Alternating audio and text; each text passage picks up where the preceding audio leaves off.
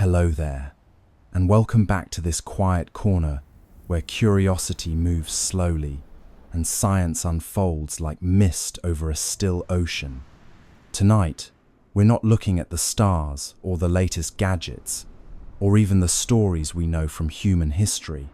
Instead, we're going to ask a question, both simple and unsettling. What if we drained the oceans? Imagine the world as it has always been, but suddenly the water that shapes our continents, nourishes our lands, and hides the secrets of millions of years simply vanished. Not a trick of imagination, not a metaphorical drought, but the oceans themselves, retreating, leaving behind landscapes unseen by human eyes, strange coastlines, and the skeletons of coral cities. Picture standing on what was once a seabed. The air is dry, tasting faintly of salt and stone. The horizon stretches endlessly, cracked by cliffs and valleys that used to lie beneath the waves. Somewhere far away, a faint echo of waves that no longer exist whispers across the emptiness. It is a world both familiar and alien, as if the earth were showing you a secret it has kept for eons. Funny, isn't it? We spend our lives gazing at oceans, yet we rarely wonder what the planet would look like without them. Maybe you're listening tonight, tucked in with a warm blanket, or lying in bed with the hum of a fan in the background. Somewhere, in that quiet, let your thoughts drift. Imagine fish frozen in place, coral reefs exposed to the air, ships resting on cracked sand, and deep-sea trenches turned into valleys darker than any desert. How would humans, if they existed, survive in this empty sea world? Would whales stumble across deserts, confused and lost? Could coral learn to walk? And what about our cities? Would the skyscrapers look like jagged rocks now, or crumble like sandcastles in the wind? Leave a comment if you like, telling me what time it is and where you are. It's curious how questions about oceans and time can bring strangers together in a single shared moment. No matter where or when you are, I'm glad you're here. Settle in, maybe dim the lights, take a slow breath, and let your mind wander to this empty ocean world. Because before we see what the oceans reveal, before we explore the bones of coral cities and the cliffs of vanished waves, we need to start at the beginning, when the seas still had a story to tell. Imagine standing on the ocean floor, sunlight barely reaching the sand, a world normally hidden beneath miles of water. Fish float eerily still, shells crack open in slow surrender, and the faint scent of salt lingers in air it rarely touches. What would life do if the ocean withdrew? Let's talk about the world revealed when the tides fall away, leaving vast plains of sand and jagged coral towers, like abandoned skyscrapers in some watery metropolis. You step forward, toes sinking into sediment that smells faintly of brine and old secrets, a texture like wet flour mixed with powdered stone. The absence of water makes everything louder: the scrape of shells, the whisper of displaced sand, even the soft sigh of wind across exposed seafloor. You might imagine cities where schools of fish once danced like synchronized swimmers, performing underwater ballet for invisible judges, now frozen in place as if caught mid-rehearsal. A faint shimmer glints across broken shells, like shards of mirror from some forgotten banquet hall, and the smell of brackish damp reminds you how much the sea has given up. Boots on sand, light on land, shadows stretch like a painter's hand. You wander past coral towers, their twisted shapes resembling modern apartment blocks more than natural formations, and you wonder how life that once clung to vertical surfaces coped with gravity's new demands. Small crabs scuttle sideways, confused by open air, their tiny legs leaving trails in fine silt that might someday fossilize as evidence of this strange interlude. Sunlight catches on a starfish lying prone, and you think it resembles a forgotten toy in a backyard sandbox, abandoned by children who no longer remember it existed. The smell of salt is stronger near what was once a deep trench, like the aroma of seaweed mixed with iron and damp pages of an unwritten book. Sand drifts across the surface, like powdered sugar across a baker's table. You crouch to touch a clam half buried in granular soil, its shell warm from the sun, a tactile sensation unfamiliar to creatures evolved for water. Tiny fish eyes glimmer as though they're aware of your gaze, yet they cannot move, suspended in memory rather than water. The edges of broken shells catch the light, producing fleeting sparkles, reminiscent of confetti scattered after a celebration no one attended. A distant shadow of what you realize was once a reef towers ahead, jagged and alien, a city frozen mid-construction by some whimsical hand of nature. Tides retreat, slides repeat, quiet and neat. The seabed hums with a sound you cannot hear, a vibration through your bones that might be the planet itself, sighing in relief or disappointment. You imagine jellyfish drifting slowly across desert plains, their translucent bodies refracting sun like glass ornaments in a cathedral. Bits of seaweed cling stubbornly to coral, like forgotten scarves on lampposts in winter, and you realize the ocean leaves reminders even when absent. Small crabs retreat into the shells that once sheltered mollusks, forming impromptu towns in the skeletons of long-gone reefs.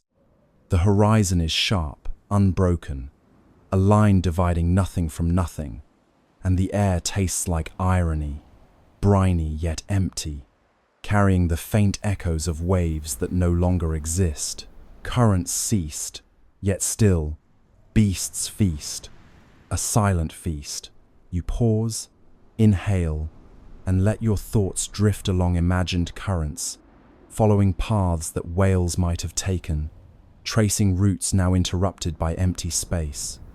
Sand settles slowly in the sun, shifting like slow clock hands, marking eons rather than hours. A distant mound of shells resembles a medieval castle, towers eroded by wind instead of waves, and you think about the absurdity of imagining knights battling invisible foes under sunlight instead of water.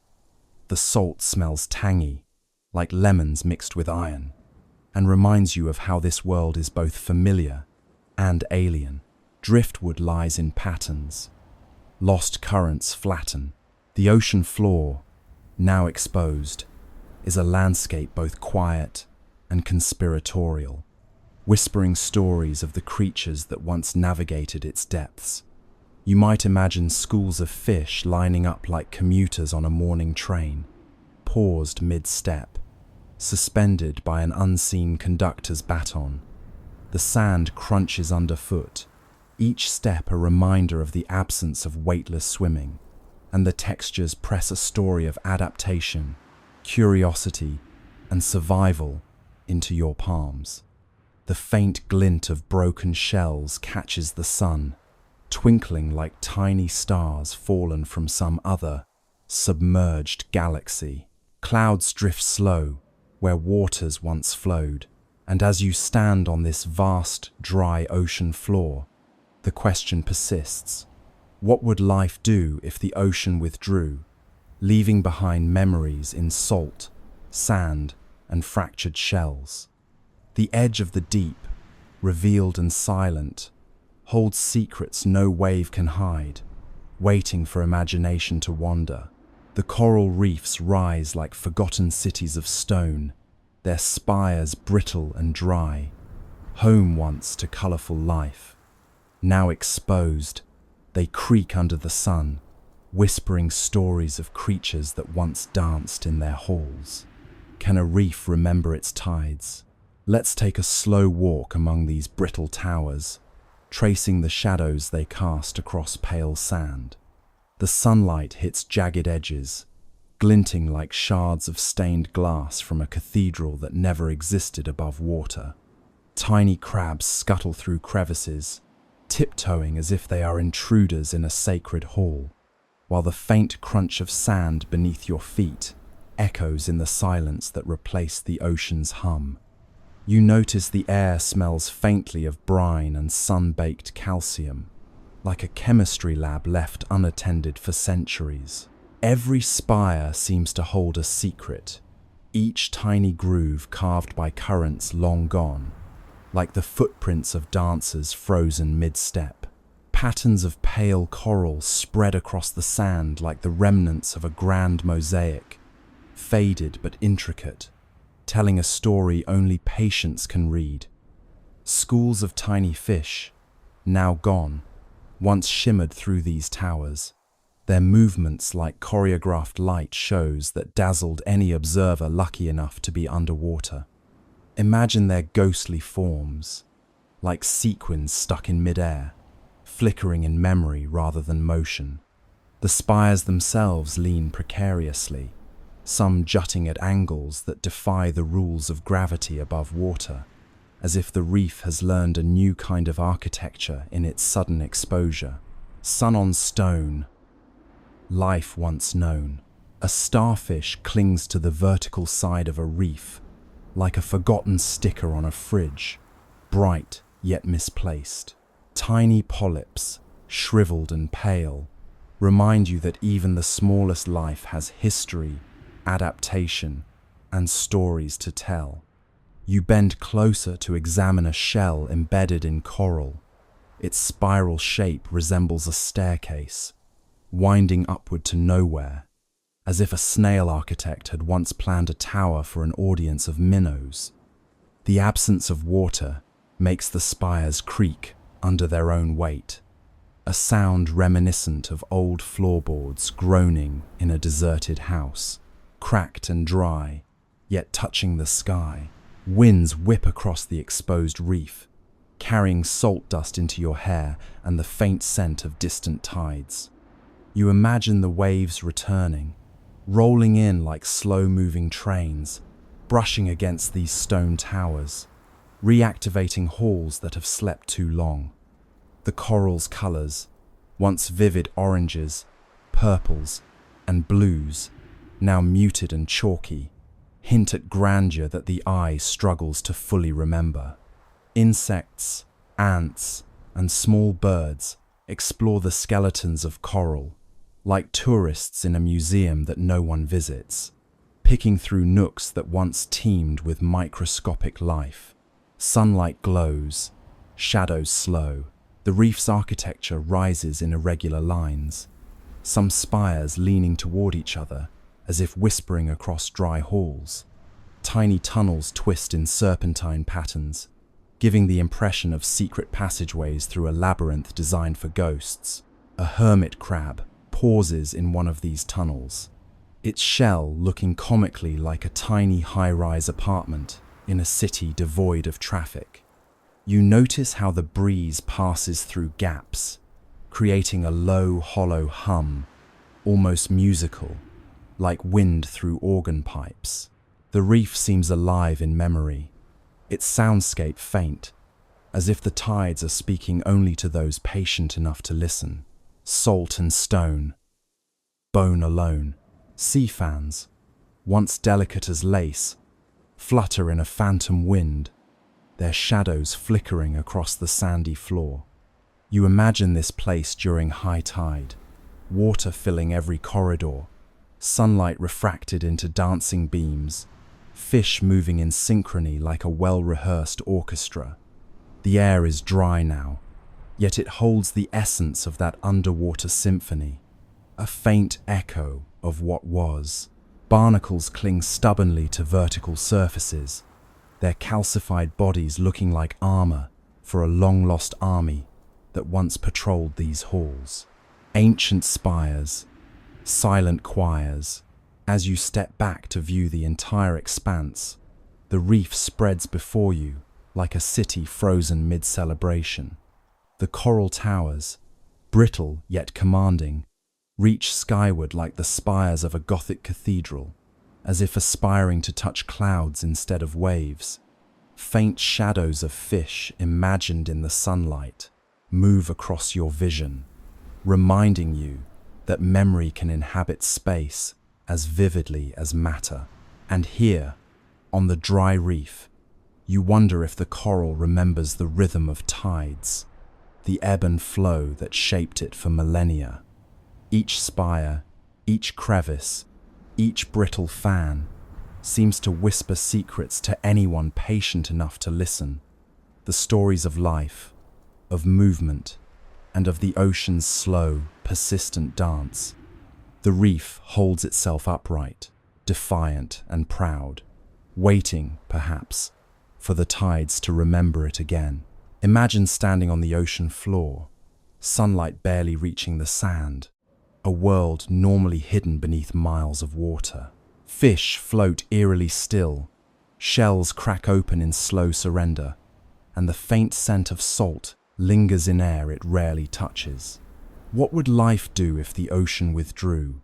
Let's talk about the world revealed when the tides fall away, leaving vast plains of sand and jagged coral towers like abandoned skyscrapers in some watery metropolis. You step forward, toes sinking into sediment that smells faintly of brine and old secrets, a texture like wet flour mixed with powdered stone. The absence of water makes everything louder: the scrape of shells, the whisper of displaced sand, even the soft sigh of wind across exposed seafloor. You might imagine cities where schools of fish once danced, like synchronized swimmers performing underwater ballet for invisible judges, now frozen in place as if caught mid-rehearsal.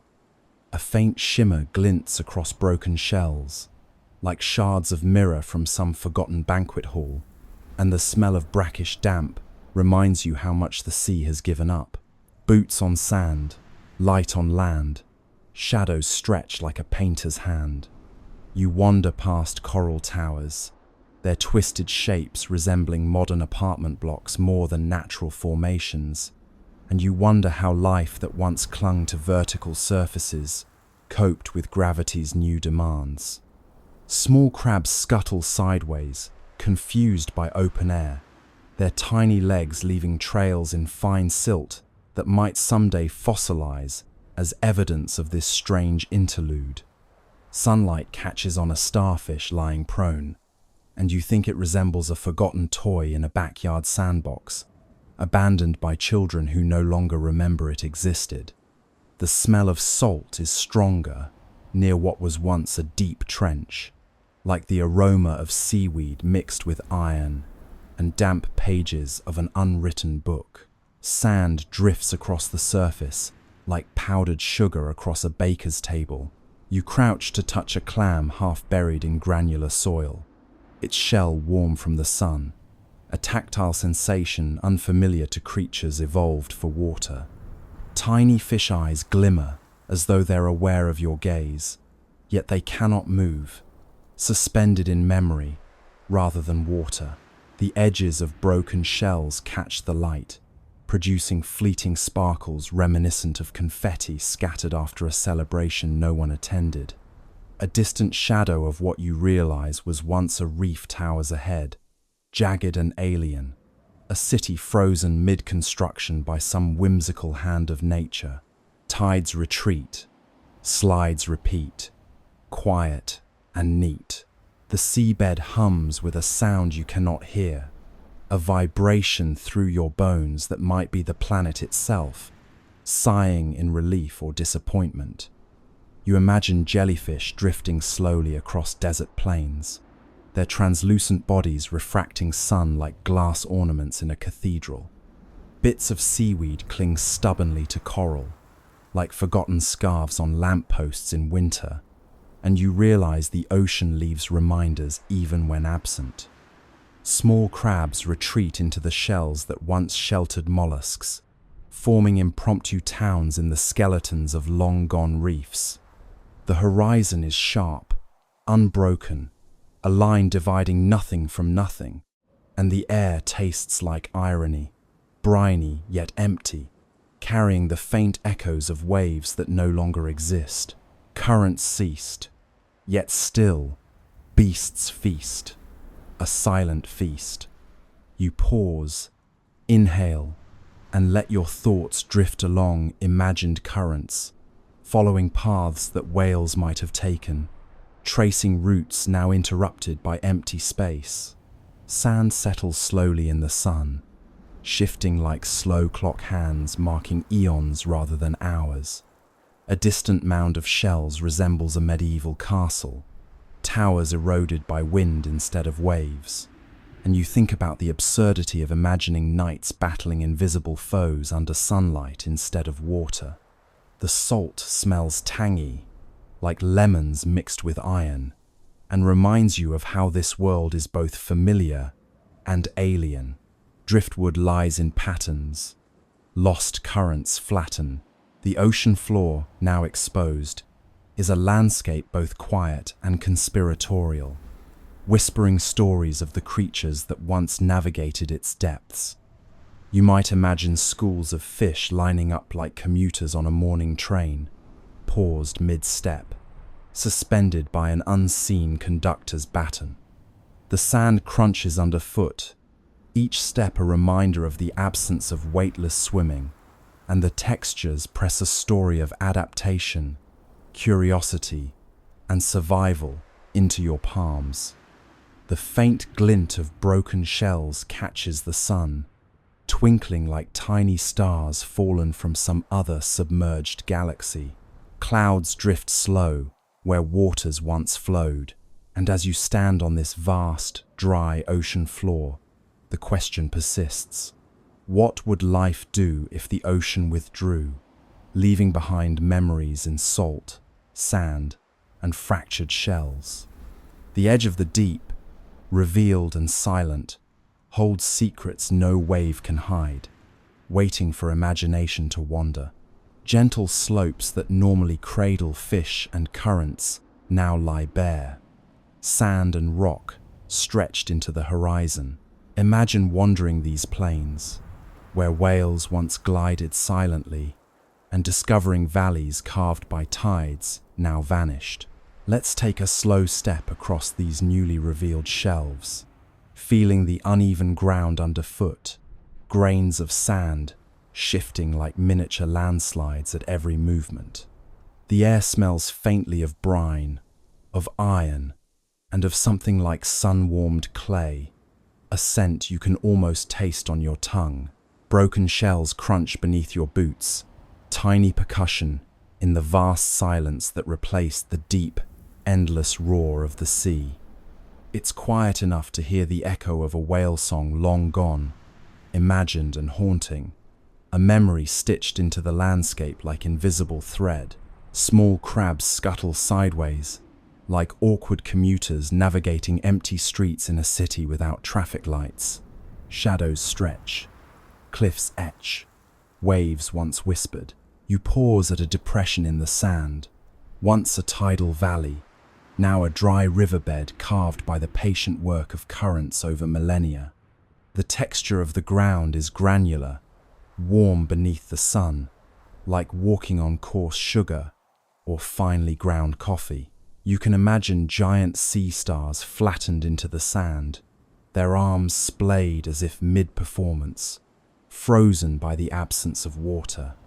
Pebbles glint in the sunlight, each reflecting brief flashes like tiny lighthouses on an empty coast. The horizon stretches farther than you expect, a plain of sand and stone where ocean waves once danced in gentle arcs.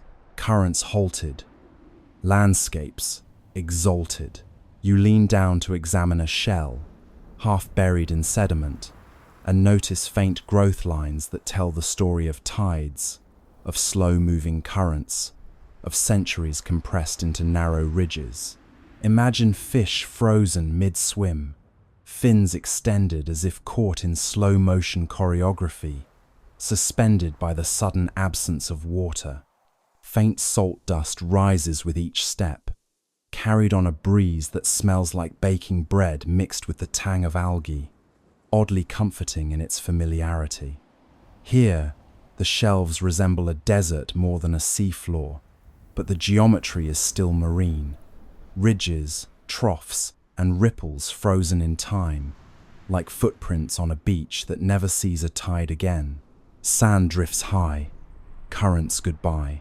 The shallow slopes reveal scars of ancient wave action, grooves etched by the relentless push of water.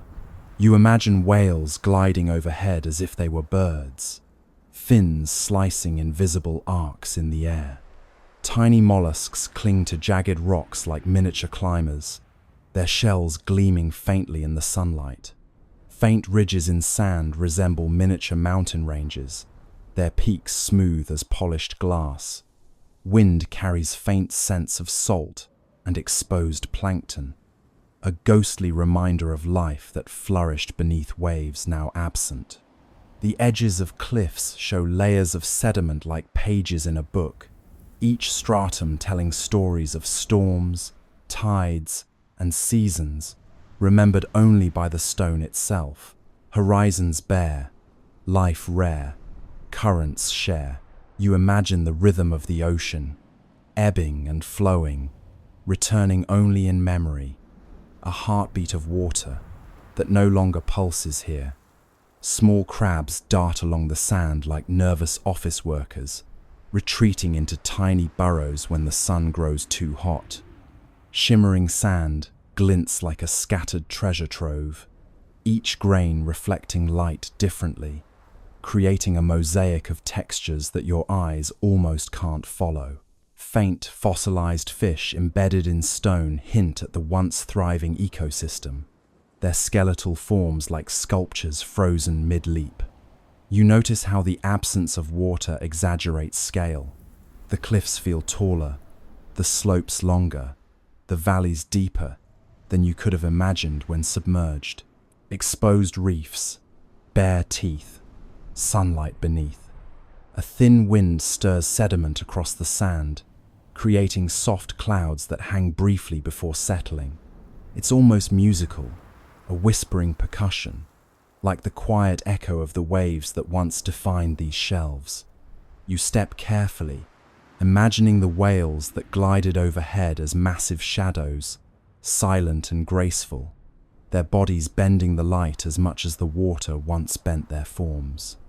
Small algae turn dust coats stones in irregular patterns, like faded carpets in a grand hall now abandoned. Tidal sculpted, memories mulled, scales of time pulled. The sun moves slowly, casting long shadows across exposed ridges. You notice tiny fissures in the sand, small channels etched by receding currents, like veins on a leaf pressed flat.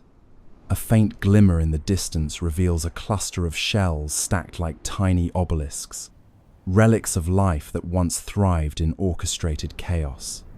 Even in absence, the continental shelves retain rhythm, undulating textures, hidden valleys, fossilized traces, all telling the quiet story of a world paused between water and air. As you stand on the edge of these vast, bare shelves, the silence is almost overwhelming. It's a silence that carries memory, a quiet hymn to the currents that no longer flow.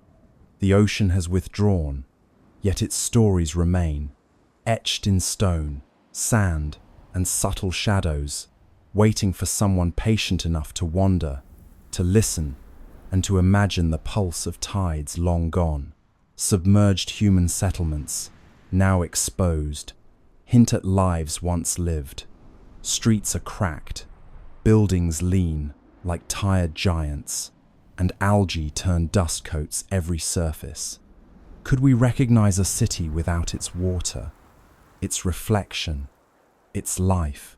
Let's wander slowly through these abandoned streets, toes crunching on sand that has replaced asphalt, imagining footsteps that once carried hurried commuters or children racing home from school. Windows gape like hollow eyes, dark and empty, staring back at you with the calm judgment of centuries. Doors sag on their hinges, warped from prolonged immersion and sudden exposure, as if they're shrugging at the absurdity of their new environment. The air smells faintly of brine and decay, mingled with sunlight-warmed concrete, giving the impression of a library left to bake under a tropical Sunday. Small fish, once darting through flooded streets, now appear as faint shadows in the imagination, frozen mid-swim, their scales glinting in memory alone.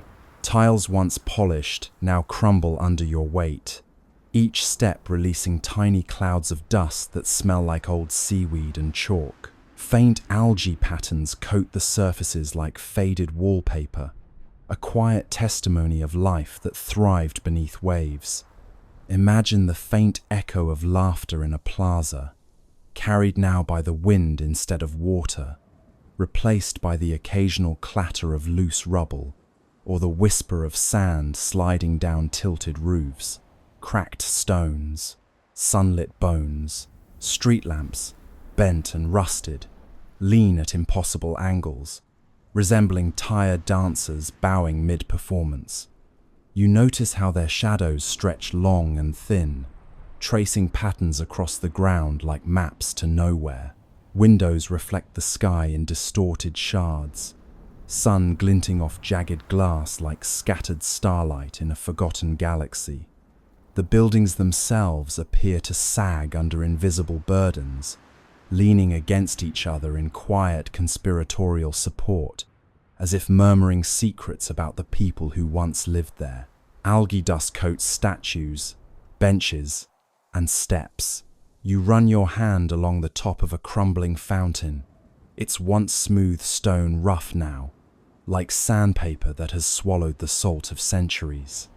You imagine pigeons that once perched here, fluttering among fountains and balconies, now replaced by the occasional gull that surveys the city as if it were a new kingdom.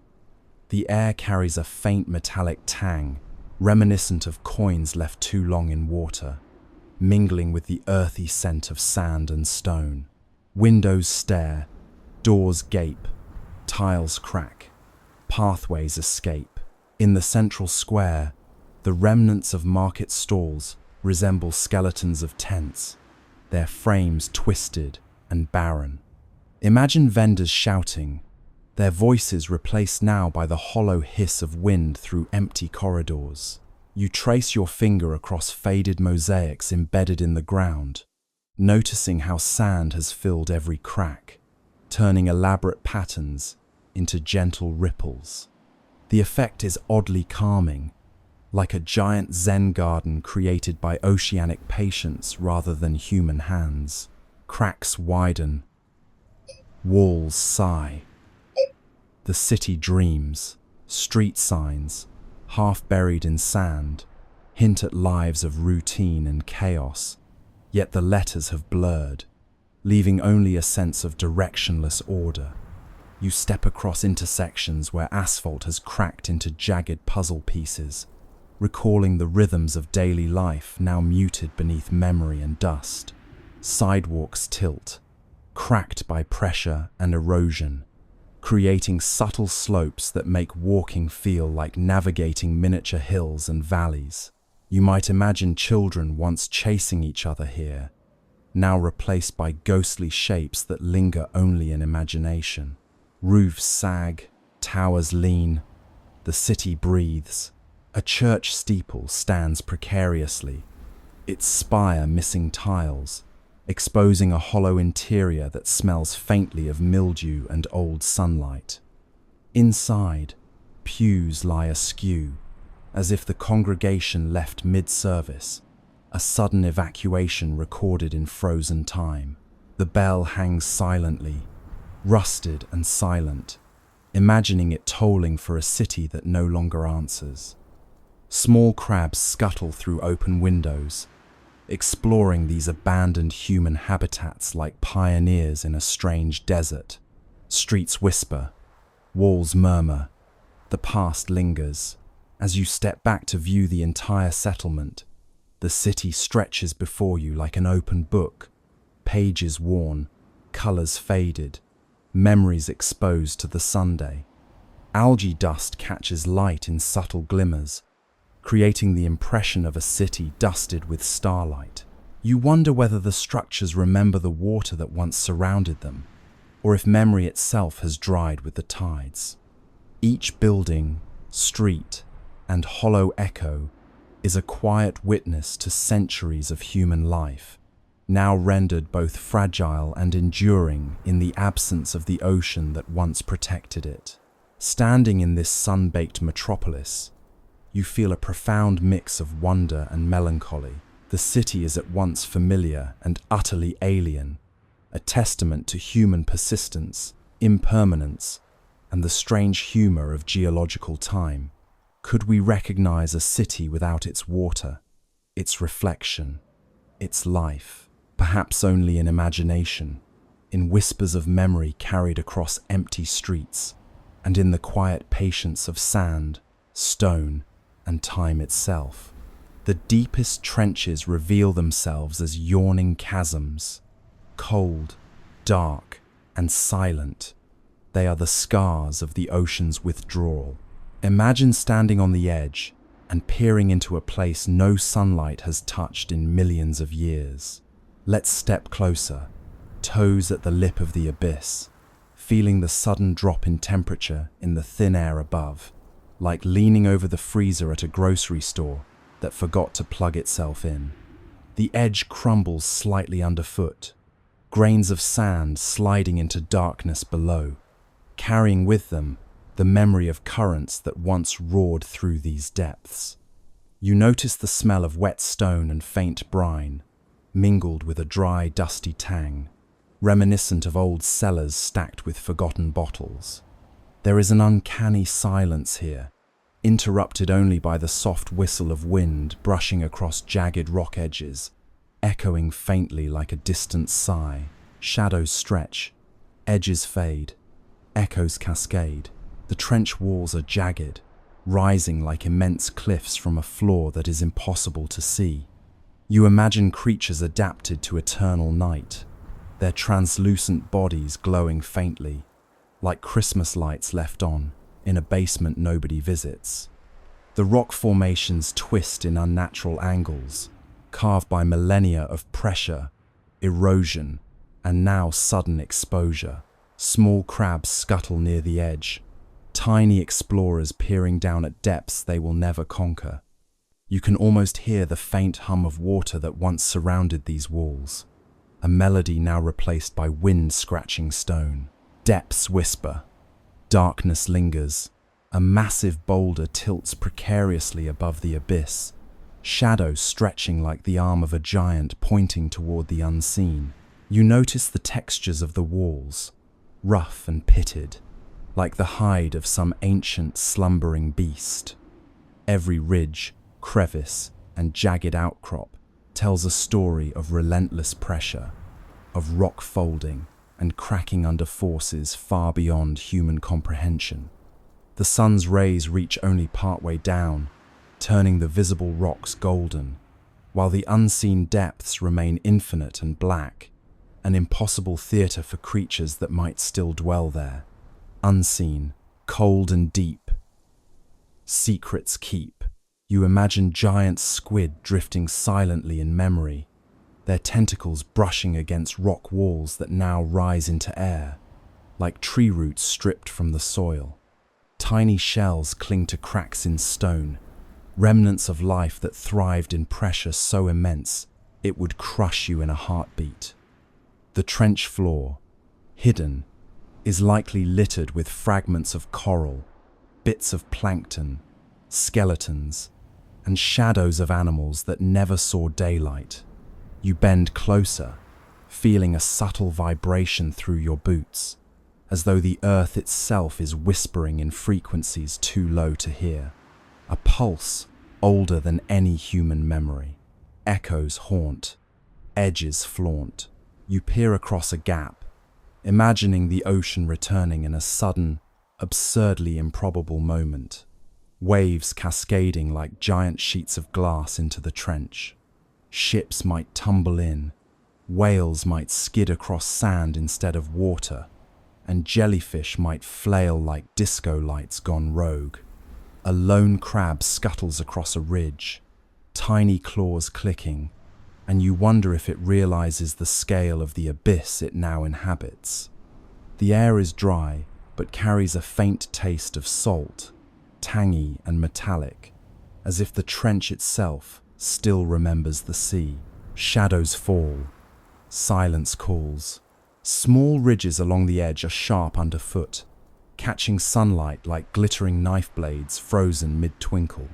You imagine creatures adapted to endless darkness peering up at you from the unseen floor, their eyes reflecting curiosity rather than fear. The vertical walls remind you of skyscrapers, stripped of elevators and interiors, leaving only jagged skeletons for the imagination to explore. Wind carries dust from exposed rock and broken shells, swirling it around your ankles in tiny, ghostly cyclones. Abyss gazes. Time dazes. The trench seems to breathe slowly, a rhythm not of air or water, but of pressure, tectonics, and memory. You imagine what the first humans would think if they stumbled here, realizing that life has been thriving in places no sunlight reaches, worlds unseen beneath waves for eons. The scale is overwhelming. Edges stretch farther than your mind can trace. Shadows deepen, and the sense of time slows to a crawl. A faint glimmer catches your eye on a distant ledge, perhaps a piece of fossilized coral, perhaps a fragment of shell, a delicate reminder of life persisting even in extreme isolation. Edges sharp, depths dark, silence arcs, and as you step back, the trench yawns beneath you, infinite, eternal, impossible to measure fully. You feel a hum in your chest, the echo of currents that no longer exist, yet linger in memory. The abyss is a monument to patience, pressure, and the slow hand of geology, a reminder that even in absence, the ocean leaves an imprint. Standing here, you recognize that the earth holds worlds we will never inhabit fully, secrets kept in shadow and stone, waiting for someone patient enough to wonder. Where vibrant reefs once swayed, only dust and rubble remain. Starfish cling to air, seaweed curls like parchment. Life adapts, or it waits, suspended in the memory of water. Let's wander across these plains, stepping carefully over sand and broken coral, each grain crunching beneath your feet like whispered secrets from a sunken world. The air smells faintly of salt and baked stone, a mix of memory and sunlight, tinged with a faint tang of decay. Tiny crabs scuttle sideways, exploring ridges of rubble, like tourists in a city that forgot it had inhabitants. The plains stretch endlessly, undulating gently, like a frozen ocean wave, shadows stretching and shrinking as the sun moves overhead.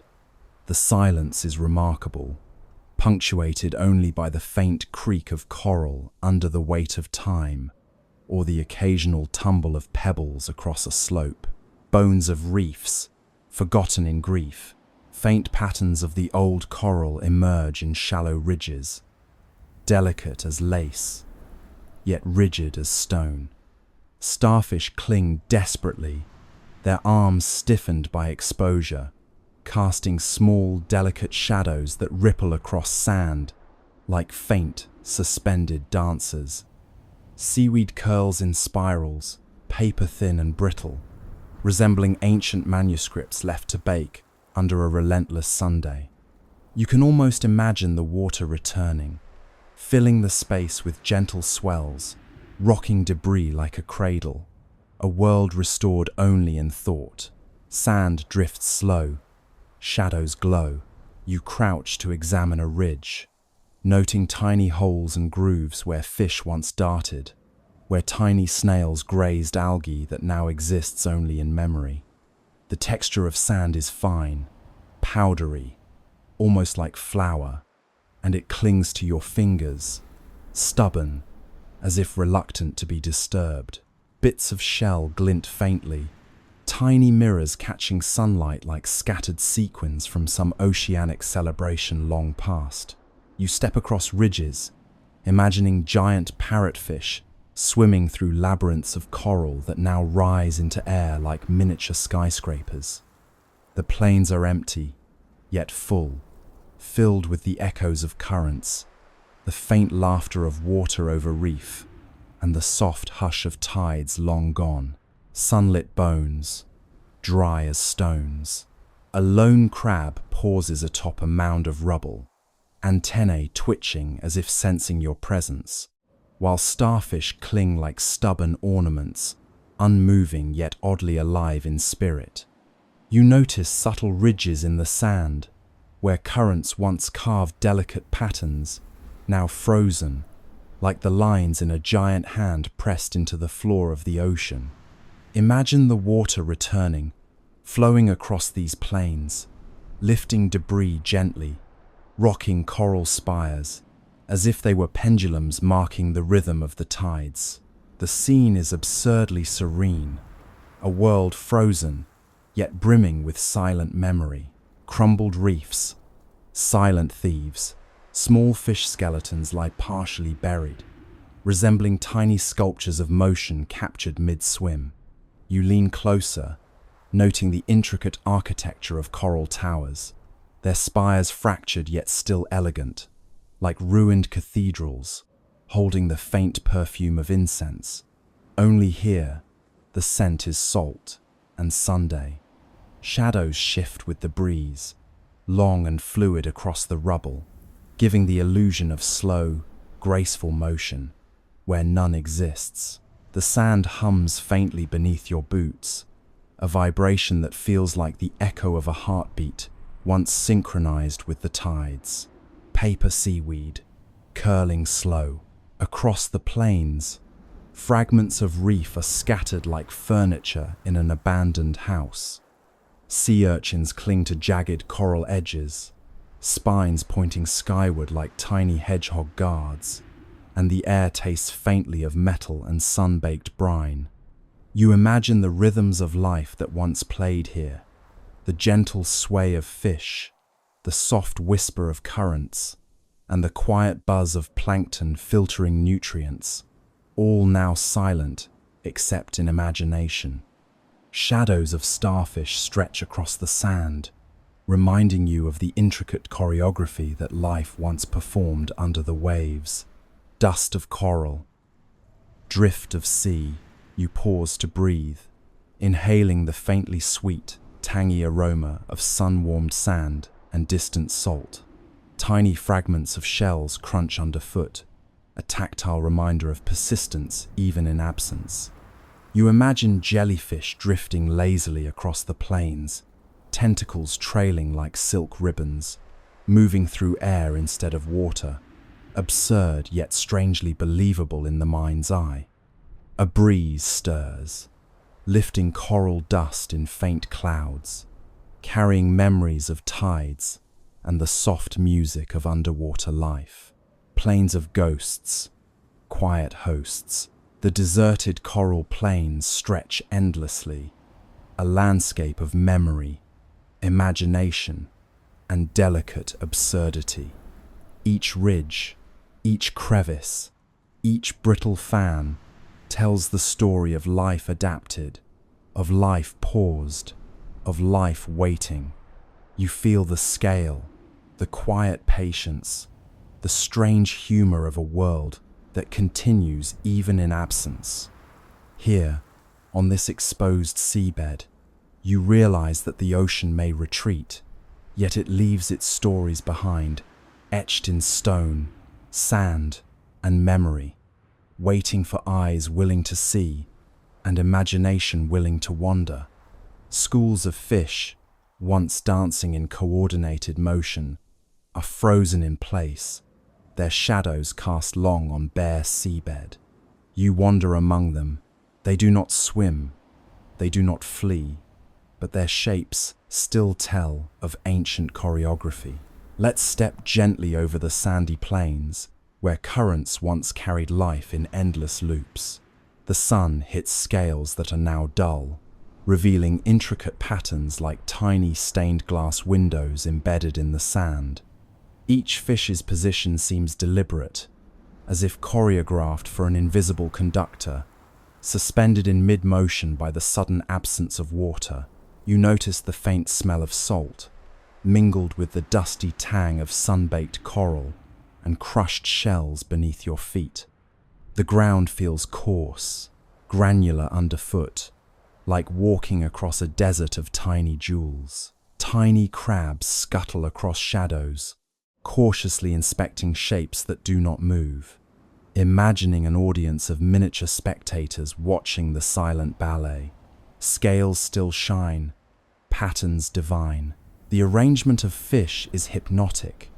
A long line curves gently around a ridge, reminiscent of dancers in a slow waltz, their tails poised mid-swish.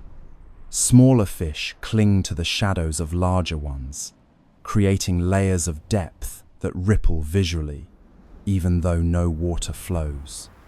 You can imagine the water returning, folding over them in soft waves, and the choreography resuming with the fluid grace of 1,000 tiny acrobats. Sand drifts slightly with each step you take, creating miniature ripples that mimic the long-lost currents. Shadows dance, fins enhance. You crouch to observe a group of fish embedded in fine silt, their eyes open wide, frozen in the wide-eyed expression of surprise, curiosity, or maybe sheer confusion at being stranded above the waterline. Tiny details stand out: delicate fins, the faint glimmer of iridescent scales, the slight tilt of a head that hints at motion now impossible. The air is dry and warm, yet carries the memory of cool water, brushing past your skin with a ghostly caress.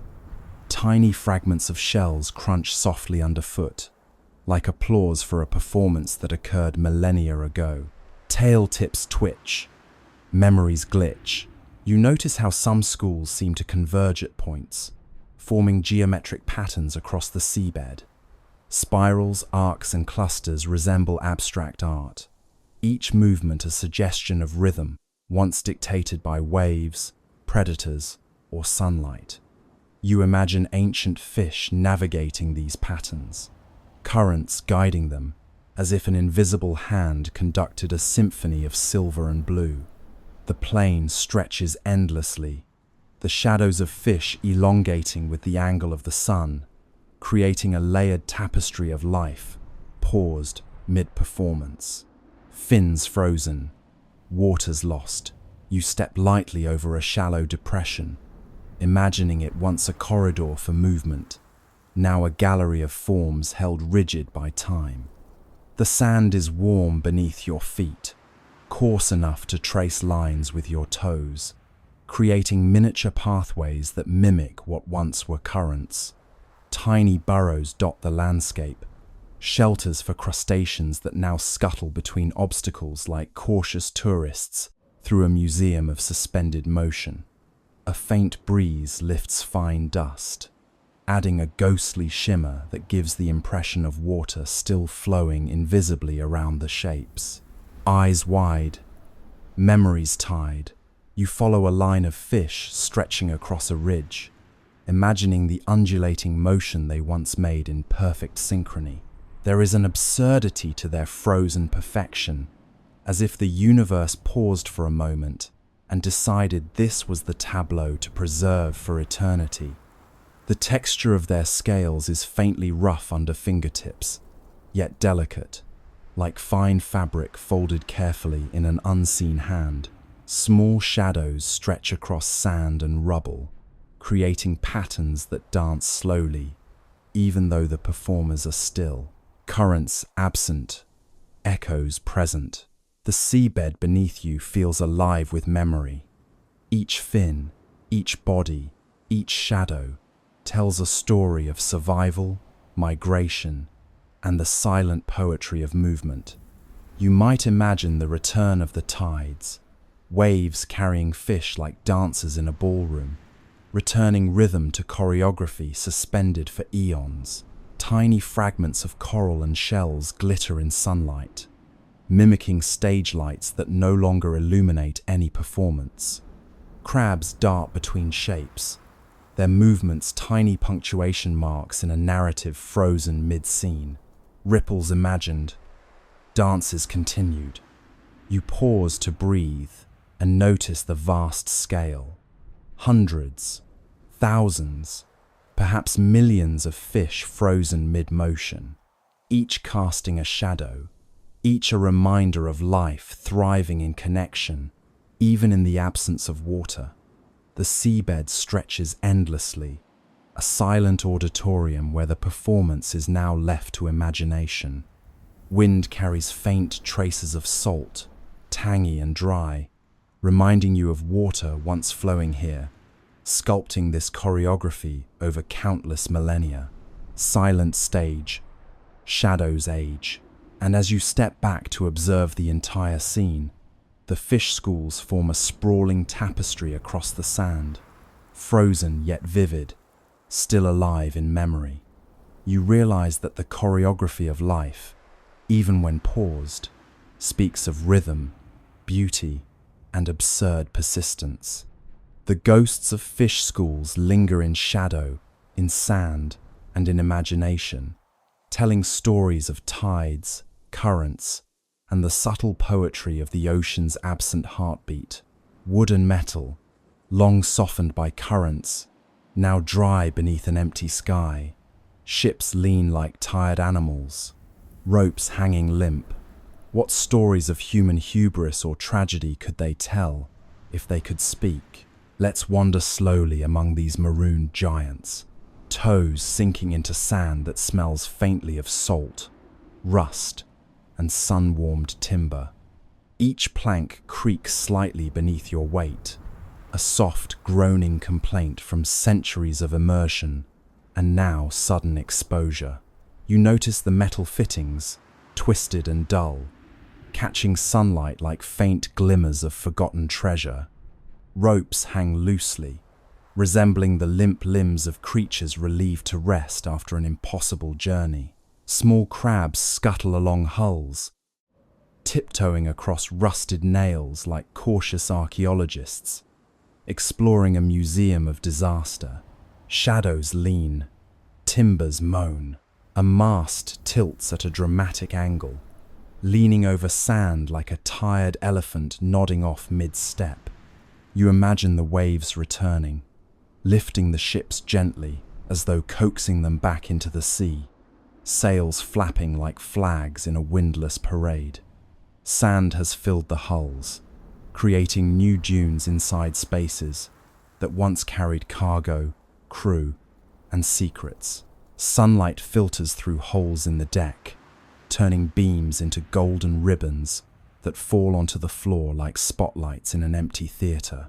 Wood warps, memories carve, tiny fragments of barnacles cling stubbornly to edges, whispering faint reminders of long-vanished tides. The smell of algae turned dust lingers, earthy and tangy, reminiscent of old books left too long in damp corners. You step over broken hatches, imagining sailors clambering across slippery decks during storms, their screams absorbed by waves now absent. Even the ropes tell stories. Frayed strands, once taut and purposeful, now slack and tangled, hanging limply like the arms of exhausted dancers frozen mid-performance. Planks sigh, rust flies. You lean closer to examine the hull of a ship tilted dramatically, imagining tiny fish darting among its submerged timbers, now replaced by dust motes drifting lazily in dry air. The sand crunches underfoot, carrying the memory of rolling tides, currents, and the gentle rhythm of ocean life. Shadows fall long and lean, stretching across decks and masts, creating abstract patterns that remind you of maps you'll never fully read. A broken figurehead lies half buried in sand, its wood softened by water, carved into the semblance of a proud beast, now resting silently under the sunday. Ropes droop, sails sleep. Small crabs climb along rigging like acrobats practicing on an empty circus wire. You can imagine gulls swooping in, curious at the sudden presence of these giants in the open air, their cries mingling with the faint creak of wood adjusting to dryness. A distant mast casts a long shadow across the sand, like a skeletal hand pointing toward stories of tragedy, storms, or daring escapes. Tiny shells scattered across the deck resemble confetti, a silent celebration of time passing in a world once dominated by tides. Metal soft, boards croft, the ship's keels lie partially buried in dunes, sand sculpting the outlines of vessels that once cut through oceans with purpose and pride. You step lightly over rusted hinges and coral-encrusted planks, feeling the texture of history under your fingertips. Rough, flaky, and surprisingly delicate. You imagine the water returning briefly, lapping over decks, rocking the ships as if they were lullabies for the sea itself. The air is dry, yet carries the faint tang of brine, a whisper of currents long vanished but not forgotten. Decks tilt, hulls sigh. A broken anchor lies nearby, flukes pointing skyward like the claws of a crab frozen mid-dig. Tiny crabs scuttle across sand-filled corridors, inspecting holes in the deck where water once flowed freely. The ocean may be absent, but the ships retain the echo of life, creaking planks, bending masts, and the lingering scent of seaweed baked into timber. Sunlight glints off metal fittings, hinting at the faint shimmer of waves that once danced across the hulls, carrying the ships toward destinations now lost to memory. Tides gone, stories linger. You step back to view the entire graveyard, hulls leaning, masts bowed, shadows stretching, sand drifts rising over decks like slow waves frozen in time. The scale is immense, each ship a testament to human ambition, curiosity, and occasional miscalculation. Some might imagine a crew frozen mid-step, tools in hand, staring blankly as tides vanish, leaving them suspended between reality and memory. Even in their silence, the ships speak, telling tales of voyages, storms, and the absurd humor of being stranded in open air after millennia of waterborne life. Silent hulls, echoes pull, and as you linger among these marooned vessels, the lesson is subtle yet profound. Even when the oceans vanish, they leave behind traces wood, metal, sand, and memory reminders of the fragile dance between humanity, ambition, and the vast, patient power of the sea. The shipwrecks wait, leaning, listening, and telling their silent stories to anyone willing to wander slowly across the deserted decks, imagining tides long gone and the dance of life suspended in time. Once dark gardens beneath the waves, these forests are now exposed, strangely beautiful and silent. Crustaceans cling to the stone as if holding memories of tides that have disappeared. Let's wander slowly into these surreal landscapes, feeling the grainy sand beneath your feet, warm from the sun, yet still carrying a faint tang of salt and deep-sea minerals. The coral spires rise like petrified trees, twisted and gnarled, their branches forming intricate networks that hint at life that once pulsed among them. Tiny crabs scuttle along ridges, navigating the stone with careful precision, their movements almost ceremonial, as if they are guardians of memory rather than mere creatures. The air is dry and still, but your imagination fills it with ghostly currents, faint whispers of water brushing over coral branches that now reach skyward instead of down into darkness. Shadows stretch, forests hush. You notice delicate fans of coral, their lace-like structures brittle yet intricate, catching the sunlight in patterns reminiscent of stained glass windows. Tiny shells cling to branches like ornaments, glinting faintly with iridescence, reflecting the muted colors that once thrived underwater. You imagine schools of small fish weaving between these coral towers, now absent but alive in memory, their shimmering bodies tracing invisible paths through the sunlit void. The texture of the coral is rough beneath your fingertips, surprisingly warm and brittle, like dry clay sculpted by patient hands over centuries. Spines sharp, colors pale, crustaceans cling tightly to vertical surfaces, their claws gripping rock and coral like tiny hands holding onto a cliff face. The silence is profound, broken only by the soft crunch of sand underfoot and the occasional slide of loose coral fragments. You can almost hear the hum of life that once vibrated through this forest. The swish of fins, the soft ripple of water over delicate fronds, the gentle sway of plants adjusting to tides. The air smells faintly of iron and brine, like a kitchen forgotten for years, but still holding a memory of spices and salt.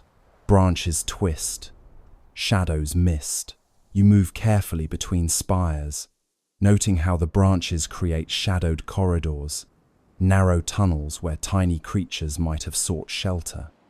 Sunlight falls at angles that transform the coral into a surreal cathedral, every ridge and crevice casting long, delicate shadows across the sand. Tiny crabs dart in and out of holes, their claws clicking softly, punctuating the quiet like the faint rhythm of a music box. You imagine the water returning, lapping gently at the branches, rocking the coral forest in slow, hypnotic motion, restoring movement that has been absent for millennia. Stone trees, silent seas.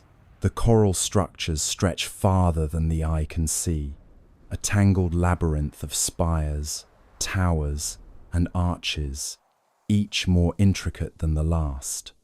Faint fragments of shells are scattered across the sand, as though dropped by invisible birds, glinting in sunlight like tiny stars. You notice the subtle layering in the coral, delicate textures that speak of centuries of growth, adaptation, and survival. Every surface tells a story of life, once vibrant, now paused yet preserved, a reminder of how time bends and folds beneath absent tides. Dust drifts, memory lifts. Small crevices house tiny hermit crabs, cautiously exploring their empty homes, as if expecting the return of currents to animate the world around them. You step lightly, careful not to disturb fragile structures, imagining the gentle sway that water would provide, like a slow, underwater dance. The light catches jagged edges, illuminating textures that resemble miniature cities, frozen mid-expansion, towers crumbling, streets invisible beneath layers of sand. A faint breeze carries tiny particles of coral dust, drifting lazily through the air like pollen from a flower that has forgotten how to bloom. Silent gardens, ghostly warden. You notice how shadows shift with the sun, creating patterns across the sand that mimic the intricate motions of water flowing over coral in its natural habitat. Tiny ridges, grooves, and holes hint at hidden passages where life once thrived in abundance. You imagine fish darting through these tunnels, tentacles brushing delicate fans, and crustaceans maneuvering through the labyrinth with precise choreography. The scene is absurdly still, yet profoundly alive in memory, a surreal tableau of adaptation, endurance, and quiet absurdity. Branches bend, histories send, the coral forest stretches endlessly, a landscape of delicate textures, intricate shadows, and subtle echoes. You can almost hear the soft sigh of water brushing against the spires, carrying tales of tides long vanished. Even in their stillness, the coral structures convey rhythm, motion, and beauty, a silent reminder of the pulse of life beneath the waves. Tiny crabs scuttle across sandy corridors, adding punctuation to a story written in stone, sand, and memory. Shadows long, stories strong, and as you stand back to take in the entire forest, the scale becomes apparent. Miles of coral towers frozen in time, each spire a monument to patience, persistence, and the absurd poetry of the ocean's hidden world. Even exposed, these coral forests carry the memory of tides, life, and movement, inviting you to wander slowly, observe carefully, and imagine fully the underwater symphony that once played here, now paused in air, but alive in memory. Rising peaks, formerly hidden, now thrust upward into the air. Their slopes are treacherous, scattered with remnants of plankton blooms turned to dust, and you imagine climbers wandering across a landscape built by water. Let's take a slow approach, toes sinking slightly into coarse sand and sediment, feeling the subtle crunch of fossilized plankton beneath your feet. The peaks rise steeply, jagged and imposing, like ancient skyscrapers assembled by a particularly indecisive architect. Sunlight catches the edges of rock faces, illuminating textures once hidden by currents, and the eternal blue of the deep. The air smells faintly of salt and warm stone, mingled with the ghost of brine that clings stubbornly to exposed surfaces. Small crabs dart between crevices, moving as if navigating a mountainous city frozen in mid-construction. The absence of water exaggerates scale. What was once gentle slopes now feel like cliffs designed to test human resolve. Peaks thrust high, shadows sigh. You pause to examine a ridge, noting the fragile residue of plankton blooms pressed into stone, tiny fossils that glint like frost in sunlight. The ground shifts subtly beneath your weight, sand and debris cascading down smaller slopes, creating miniature landslides. You imagine climbers here, scaling the peaks with ropes made of seaweed or silk, navigating a world entirely sculpted by ocean currents rather than human hands. The slopes are irregular, ridged with natural terraces, almost like staircases leading to nowhere. Each step you take produces a soft crunch, the sound amplified in the open, echoing faintly like distant applause. Rock faces twist, horizons list.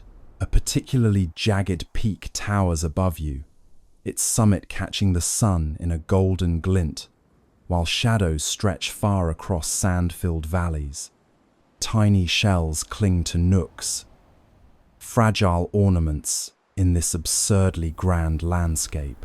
You can almost see fish suspended in air, as if frozen mid-leap from one ridge to the next, and plankton dust drifts lazily, like snow falling in slow motion. The smell of sun-warmed sediment mingles with faint iron tangs from mineral-rich stone, creating a scent that is both alien and strangely familiar. Small crabs pause at ledges, their claws tapping softly, like percussion in the quiet symphony of this exposed seamount. Slopes sharp, peaks harp. You imagine the currents returning, waves cascading across these now exposed mountains, lifting sediment and plankton like a slow, liquid wind. Tiny ridges in the stone hint at flow patterns, etched over millennia, now frozen under the gaze of the Sunday shadows, shift subtly as you walk, creating the illusion of motion in a landscape otherwise still. Dust rises from your footsteps, catching light like tiny stars scattered across the sand, and you wonder at the absurdity of imagining glaciers of plankton slowly drifting through air instead of water. Fossilized blooms, silent rooms, the peaks stretch endlessly, ridges cascading like stairways to an invisible sky. You notice textures on the slopes, resembling miniature canyons and valleys, carved by centuries of ocean pressure and now open to the air. Small crustaceans explore these surfaces, moving in patterns that almost seem deliberate, as if aware of the absurd theater unfolding above water. You imagine what it would feel like to climb these slopes without the resistance of water, balancing on fragile coral spires and sand ridges, suspended between memory and reality. Stone towers, currents cower, a distant summit glows softly in sunlight, its peak dusted with plankton remnants that glimmer faintly, like snowflakes frozen in amber. You step along a ridge carefully, noting the faint ripple patterns carved by long-gone waves. Tiny shells embedded in stone catch the sun's rays, creating sparkling highlights against muted rock. The slopes are treacherous, yet mesmerizing, a landscape that invites exploration while cautioning against overconfidence. The air hums faintly with heat and salt, a ghost of ocean currents brushing past invisible surfaces. Ridges tilt, horizons quilt.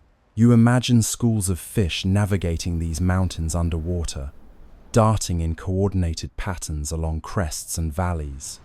Now, exposed, the peaks carry a strange, silent beauty, jagged edges like frozen waves, valleys resembling long-dried riverbeds, and ridges layered like ancient staircases.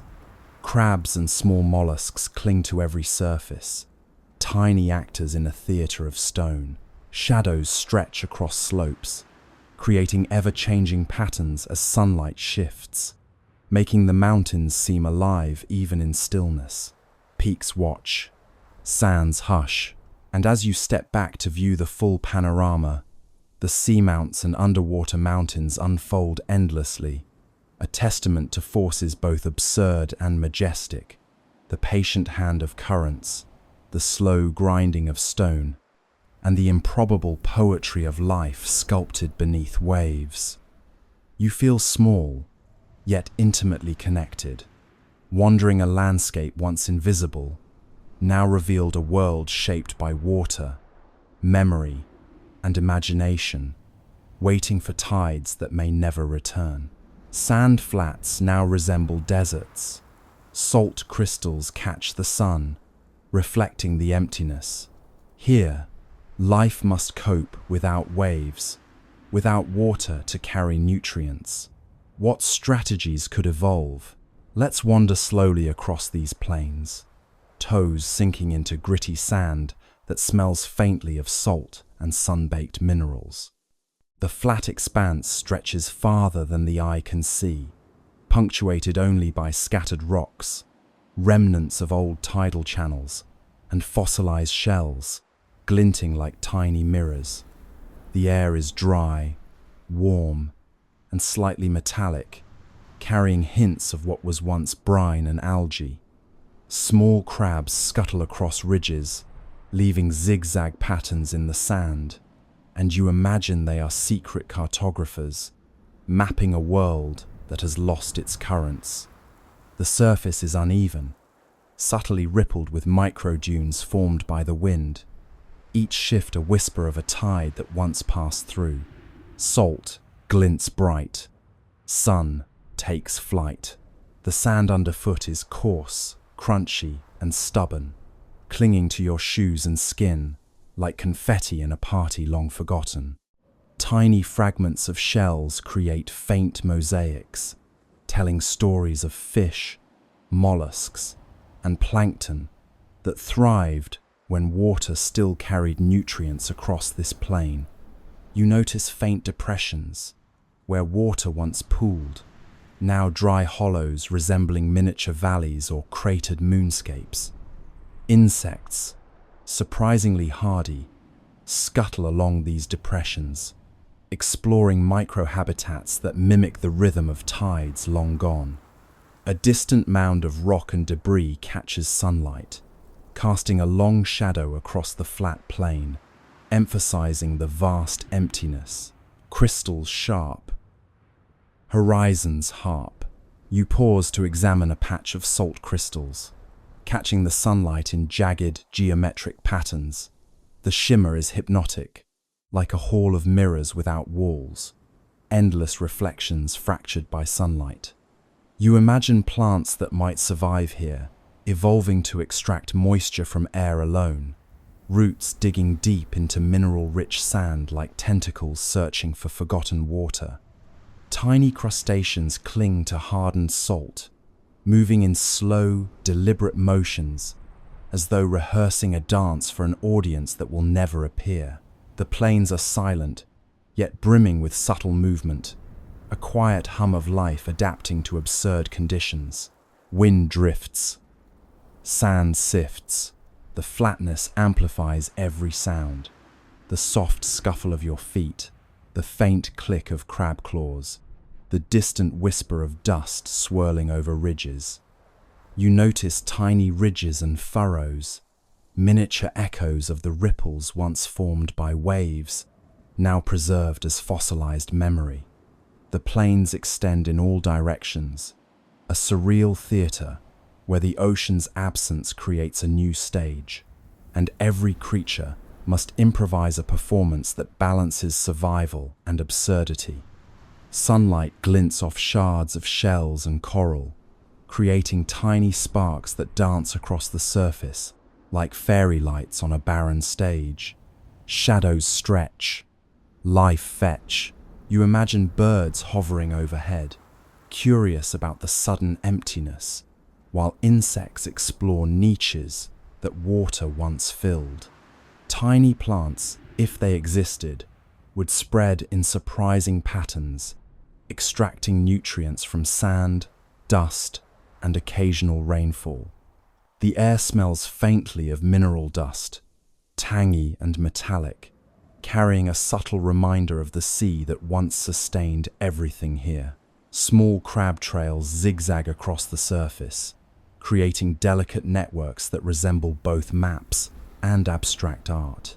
The vastness of the plain makes your footsteps feel monumental, leaving transient marks that will vanish under the slightest breeze.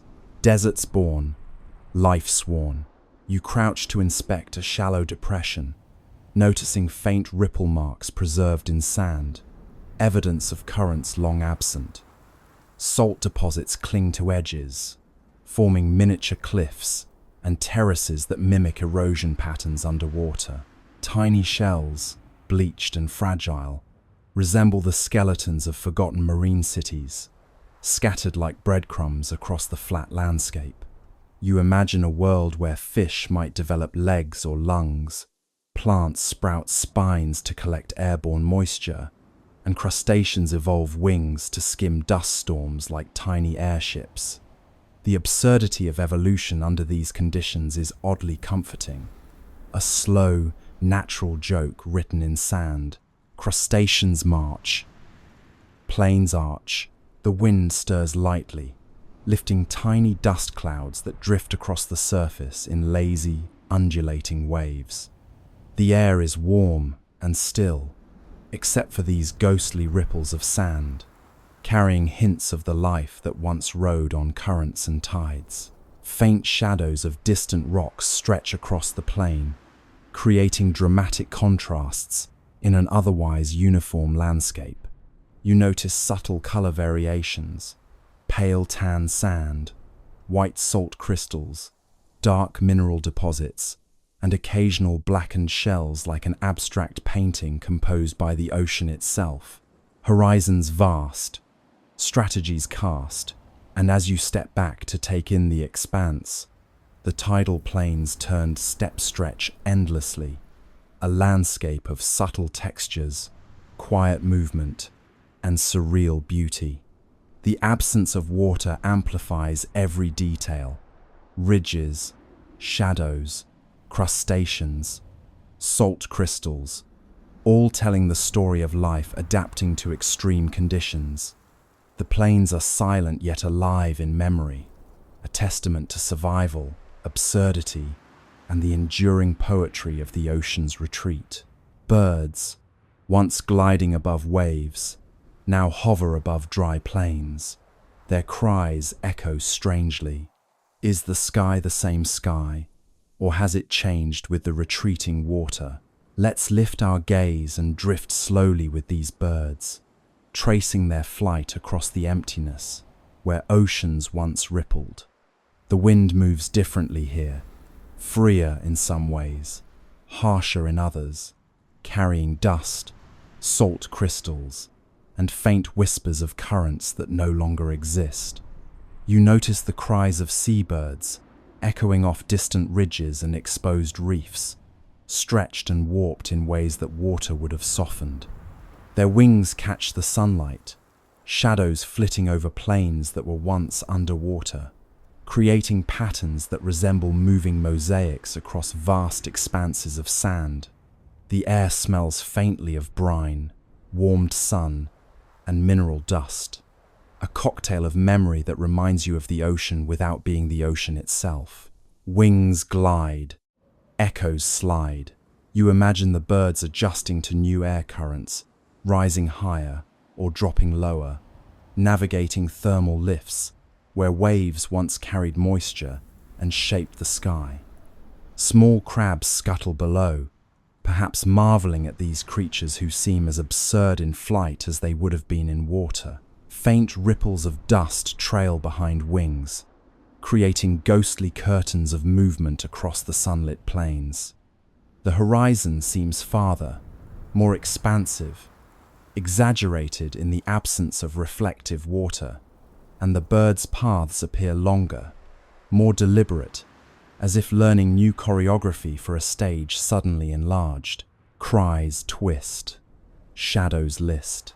A distant gull hovers above a salt flat, wings spread wide, casting a fleeting shadow across the ground that flickers like a candle in the wind. You can almost hear the faint hum of air moving over sand ridges, a soft, constant pulse that replaces the rhythmic lull of waves. The birds tilt, banks, and dive, occasionally pausing mid-flight, as if to remember what water felt like beneath their feet or talons. The air tastes slightly metallic and mineral-rich, carrying the residue of dried plankton and salt, a subtle reminder that the sky itself is shaped by the ocean's absence.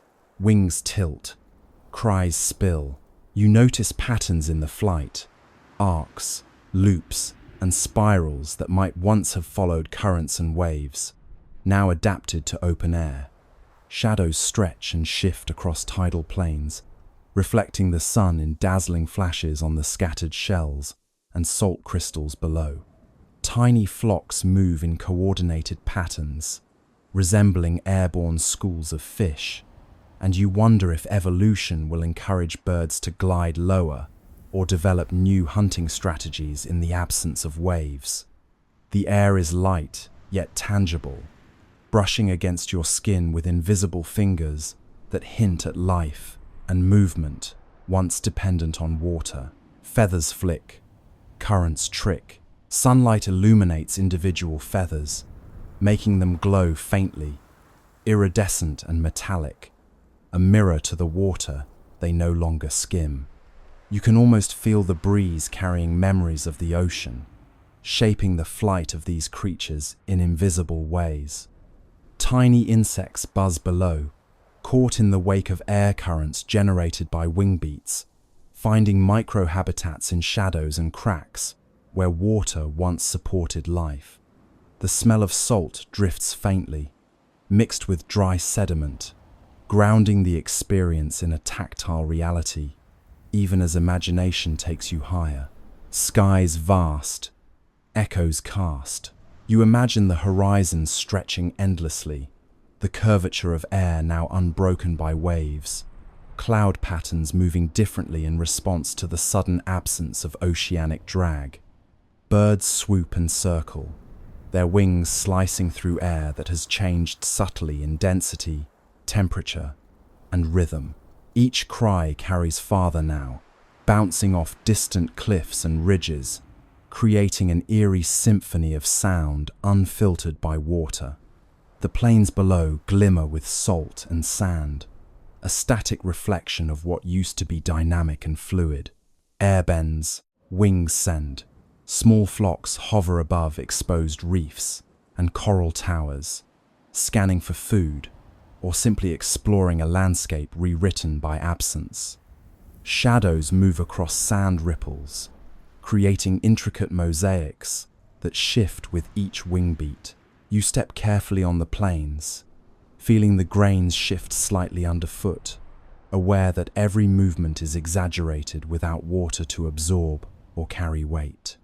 Tiny crustaceans scatter in response to each gust of air, a humorous ballet choreographed by the sudden exposure of a world that was never meant to be dry. Winds change, echoes range. The bird's flight forms a subtle pattern across the sky, looping and weaving, interacting with terrain that feels alien without waves.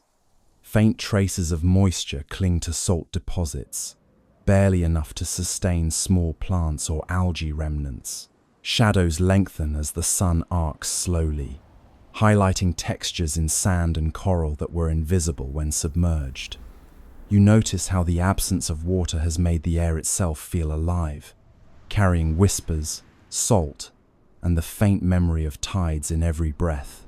Sky open, silence spoken, and as you watch the birds hover, glide, and circle over these plains, you realize the air itself has changed with the retreating water. The sky feels more vast, the echoes more pronounced, and the connection between land, sea, and atmosphere subtly altered. Even in absence, the ocean leaves its mark, shaping flight, sound, and memory, inviting anyone patient enough to listen and observe to imagine tides, currents, and life suspended in air that once flowed beneath waves. These chimneys, once full of life and warmth, stand like industrial relics in air. Bacteria and tube worms cling, half alive, half fossil. Can life survive a sudden absence of water? Let's wander slowly among these towering chimneys, feeling the sun-warmed sand and mineral-rich rock beneath your feet. The vents rise abruptly from the plains, blackened, jagged, and strangely beautiful, like smoke stacks abandoned in a forgotten factory. Small crabs scuttle across the slopes, pausing to inspect the tubes, their claws clicking faintly in a rhythm almost musical. The air smells faintly metallic, tinged with sulfur and sun-baked minerals, a ghostly echo of the rich chemical soups that once nourished life here. The texture of the chimneys is rough, granular, and surprisingly warm, almost inviting, despite the obvious absence of the life-giving water that once flowed around them. Chimneys tall, shadows fall. You notice tiny tube worms clinging to rock surfaces, their bodies half shriveled, half vibrant, a delicate balance between life and fossil. Their long, spindly forms twist and sway faintly in a breeze, as though testing the air for currents they were never designed to navigate. Sunlight strikes the blackened mineral deposits, casting shimmering reflections across sand and stone, making each vent appear like a miniature skyline of a city that was never inhabited by humans. You can almost imagine the vents hissing softly, as if exhaling the memory of water that once poured over their surfaces, carrying nutrients, heat, and life. Sulfur scent. Air bent. The plains surrounding the vents are scattered with mineral deposits, jagged crystals, glinting faintly like the aftermath of a volcanic fireworks display. Tiny crustaceans explore every crevice, climbing spires that once channeled boiling water, now static towers exposed to air. You step lightly over fragile rocks, each one telling a story of heat, pressure, and chemical life that thrived in conditions extreme enough to challenge imagination. Shadows stretch long in the sunlight, accentuating ridges, holes, and cracks that were once underwater highways for microorganisms, tube worms, and small crustaceans, vents hissing, silence kissing. You notice subtle textures on the chimneys, ridges, grooves, and porous holes that once released superheated water into the surrounding sea. Now, exposed, they resemble ancient sculptures, carefully carved by invisible hands over centuries. Tiny shells cling to crevices, remnants of creatures that once grazed on bacteria mats, and you imagine them frozen mid-step, performing an absurd, silent ballet. The air carries faint warmth from the sun, contrasting sharply with your imagination of near-boiling water that once surrounded these vents, making life possible in extreme isolation. Towers stark, shadows dark. You lean closer to a vent, observing the delicate interplay of minerals and biology. Tube worms reach upwards, spines and tendrils curving like tiny antennas, half fossilized yet stubbornly alive. Crabs inspect these forms with exaggerated caution, as if aware of the absurdity of navigating a once scalding environment now cooled and sunlit. The sand beneath your feet is uneven, coarse, and dotted with tiny ridges formed by sediment deposition over centuries, mimicking miniature mountain ranges. You imagine the vents spouting superheated water, clouds of minerals swirling around life forms, creating a chaotic yet mesmerizing underwater ballet that now exists only in memory. Heat gone, life drawn.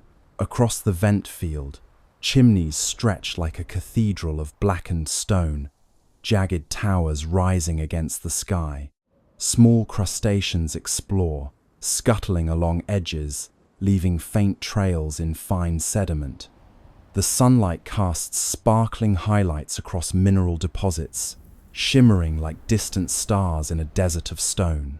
You notice faint grooves in the sand, subtle remnants of flows, channels etched by water in its absence.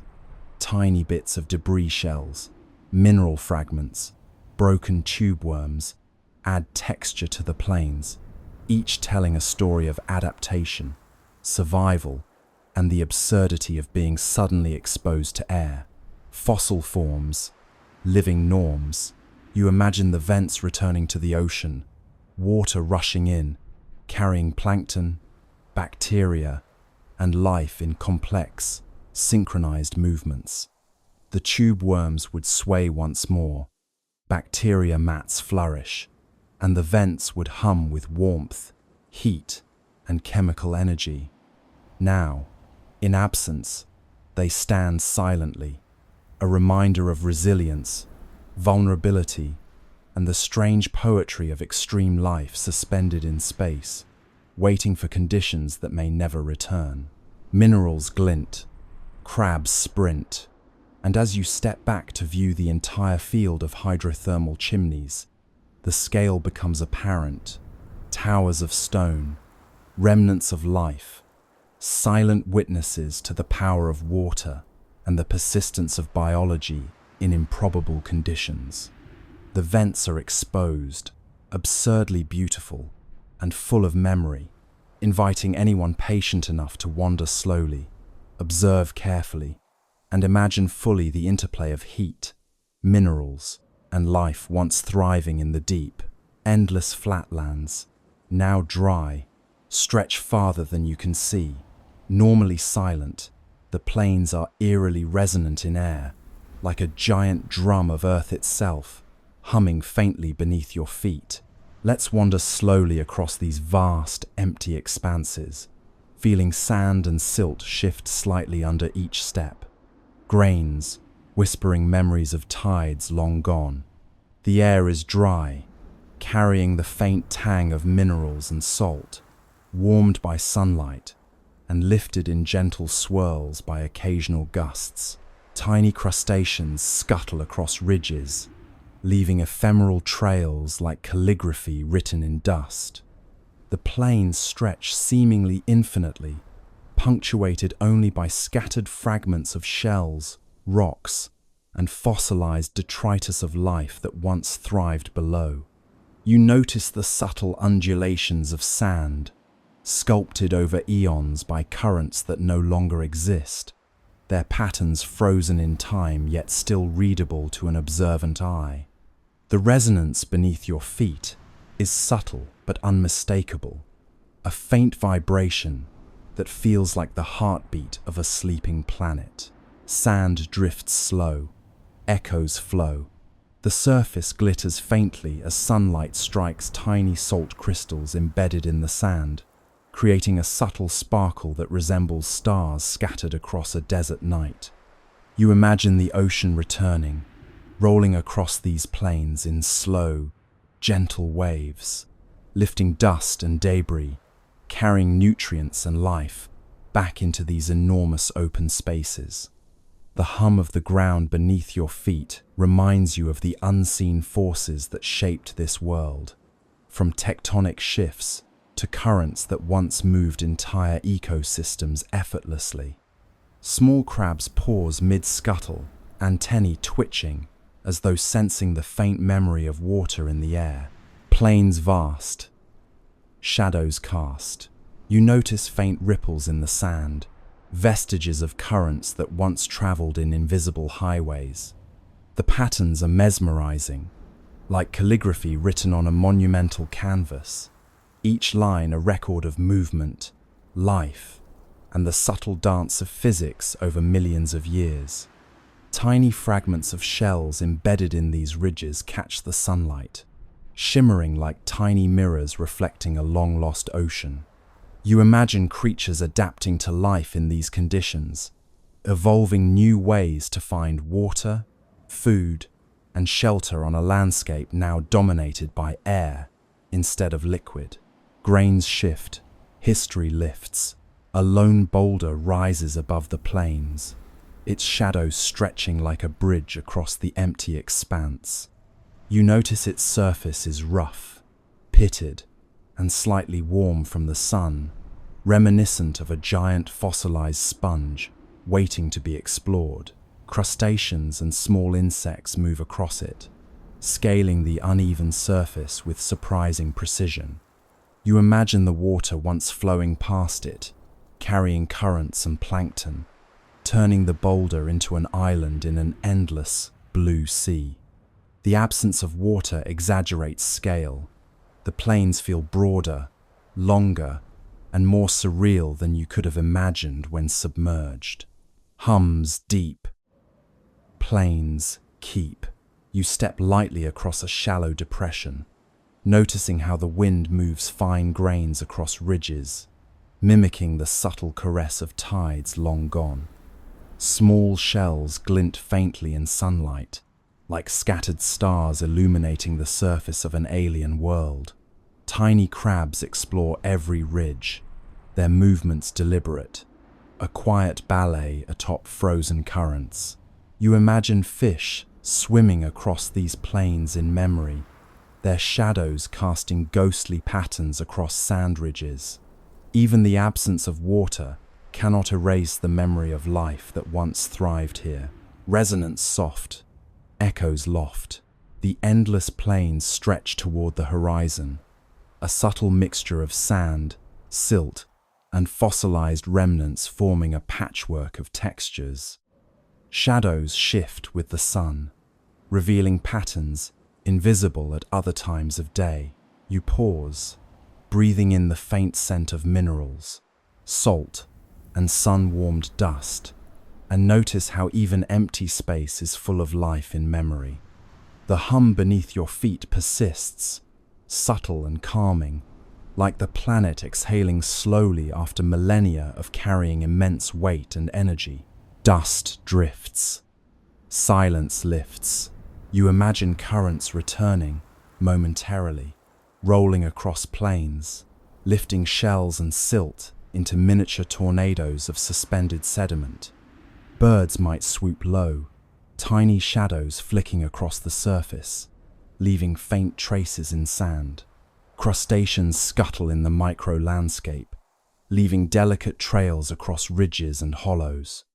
You notice how patterns created by currents, waves, and erosion create a rhythm, a subtle heartbeat of a world both present and absent, alive in memory even when the ocean has withdrawn.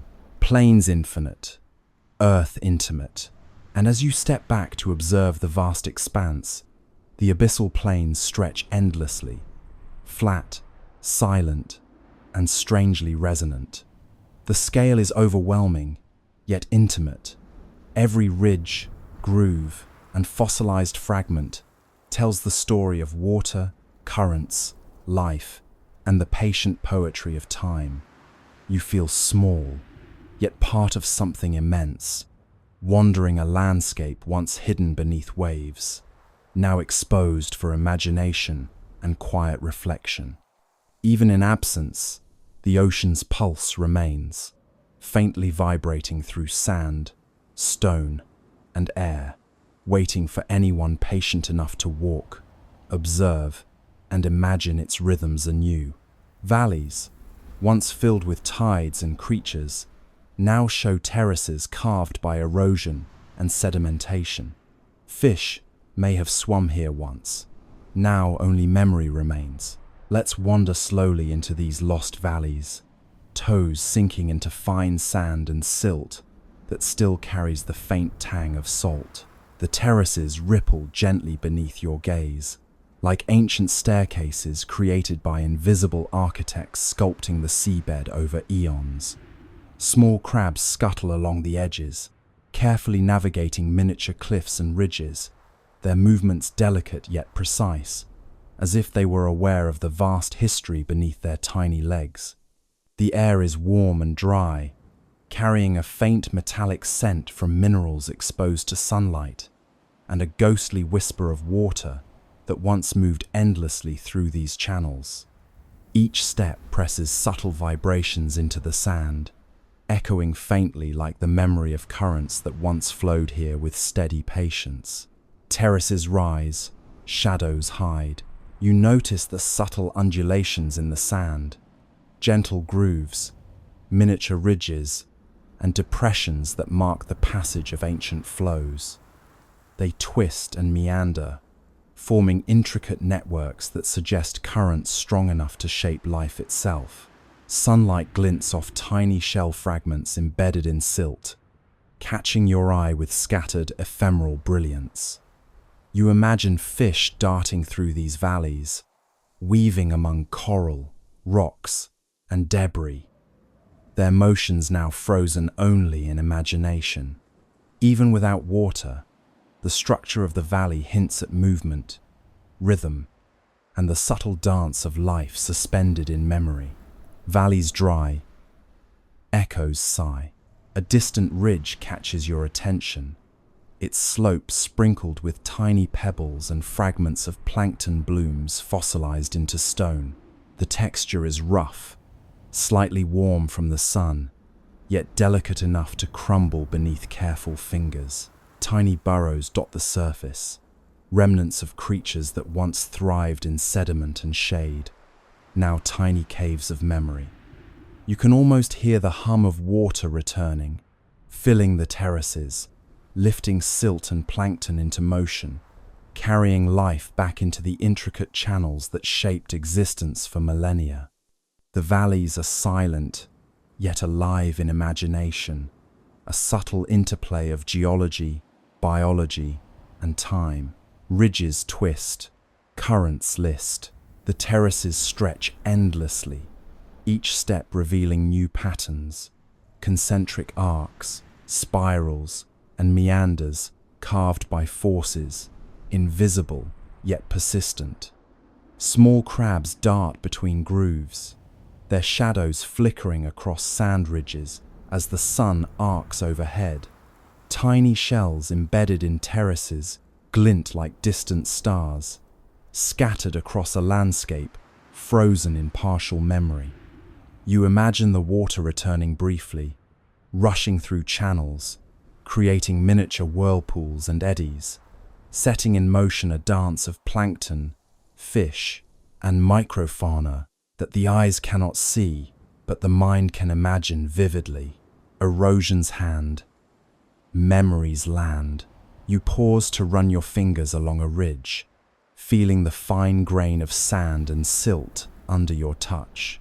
It is both firm and fragile, like the memory of a melody remembered long after the song has ended. Faint grooves mark the passage of sediment-laden currents, creating subtle ridges that tell stories of storms, tides, and the slow pulse of the ocean.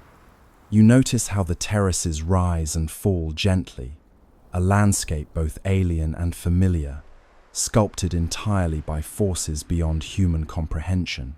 Small crustaceans move across the surface, leaving transient trails on ancient lines etched by water itself. Shadows stretch, valleys whisper. The sunlight moves slowly across the plains, creating dramatic contrasts that reveal every-minute ridge and depression. The air is faintly warm, carrying hints of brine and mineral dust, and you notice the subtle hum beneath your feet, a vibration that feels like the echo of tides long gone.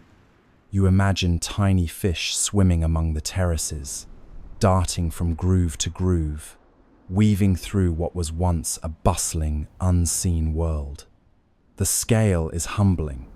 Valleys stretch farther than you can see, their contours revealing eons of erosion, sedimentation, and slow, relentless change. Terraces etched, life sketched. You step carefully across a gently sloping ridge, observing how subtle shadows play across the sand.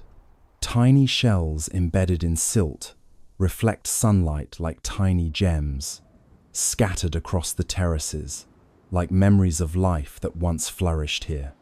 You imagine currents returning, lifting plankton and fish through channels, momentarily restoring the rhythm of water across these valleys.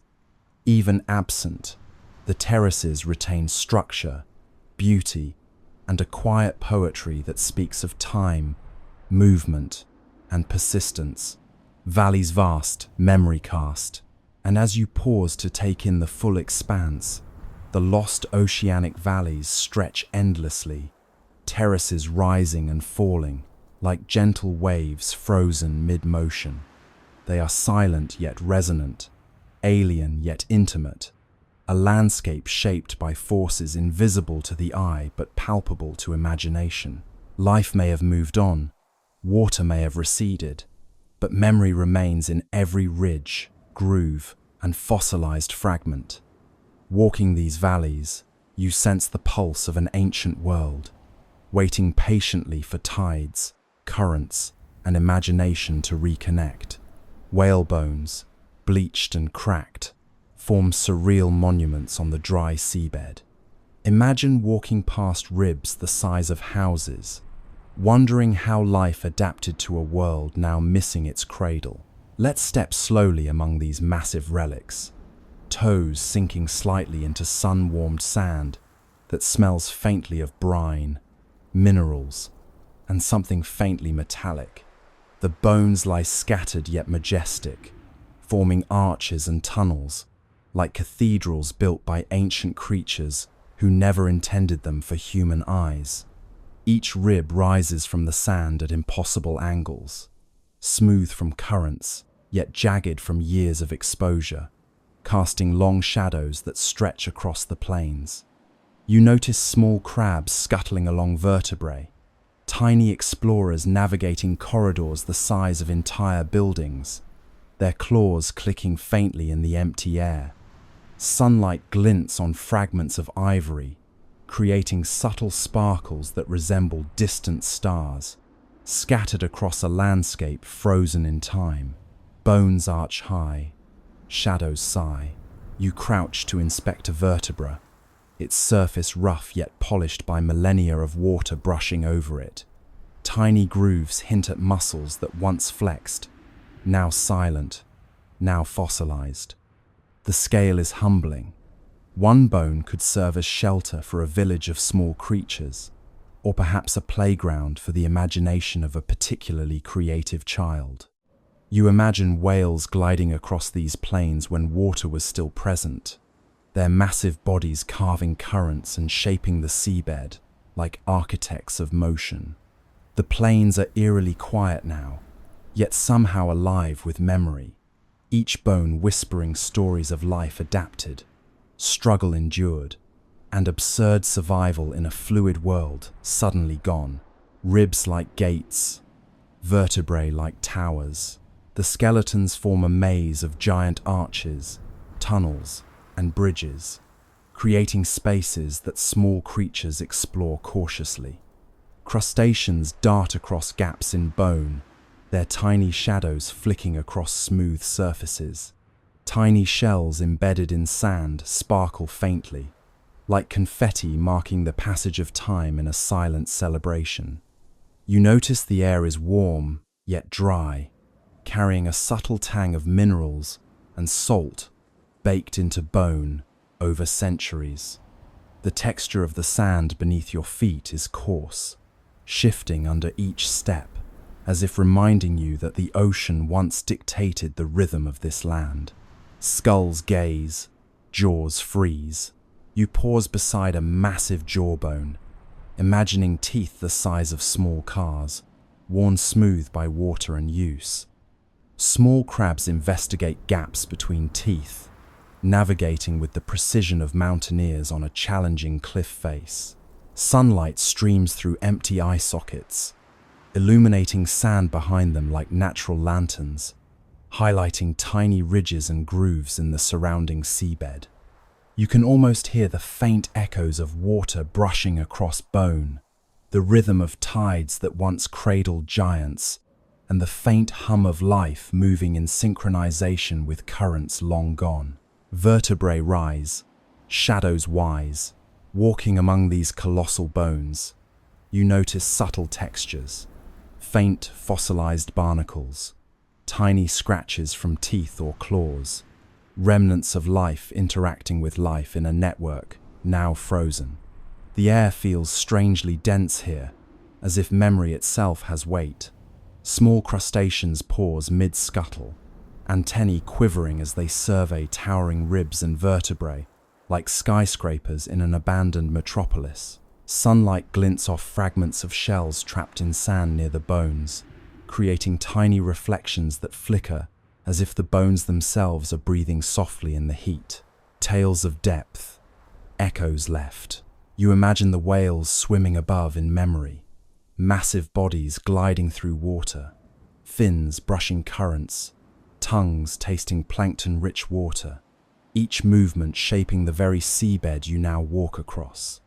The skeletons beneath you preserve both scale and story, the absurdity of giant creatures once relying on water's cradle, now standing as monuments in air.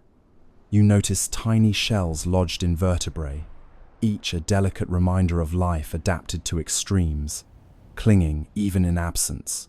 Bones vast, planes cast. A rib arches overhead like a bridge, shadows falling across undulating sand ridges, creating a surreal cathedral of bone.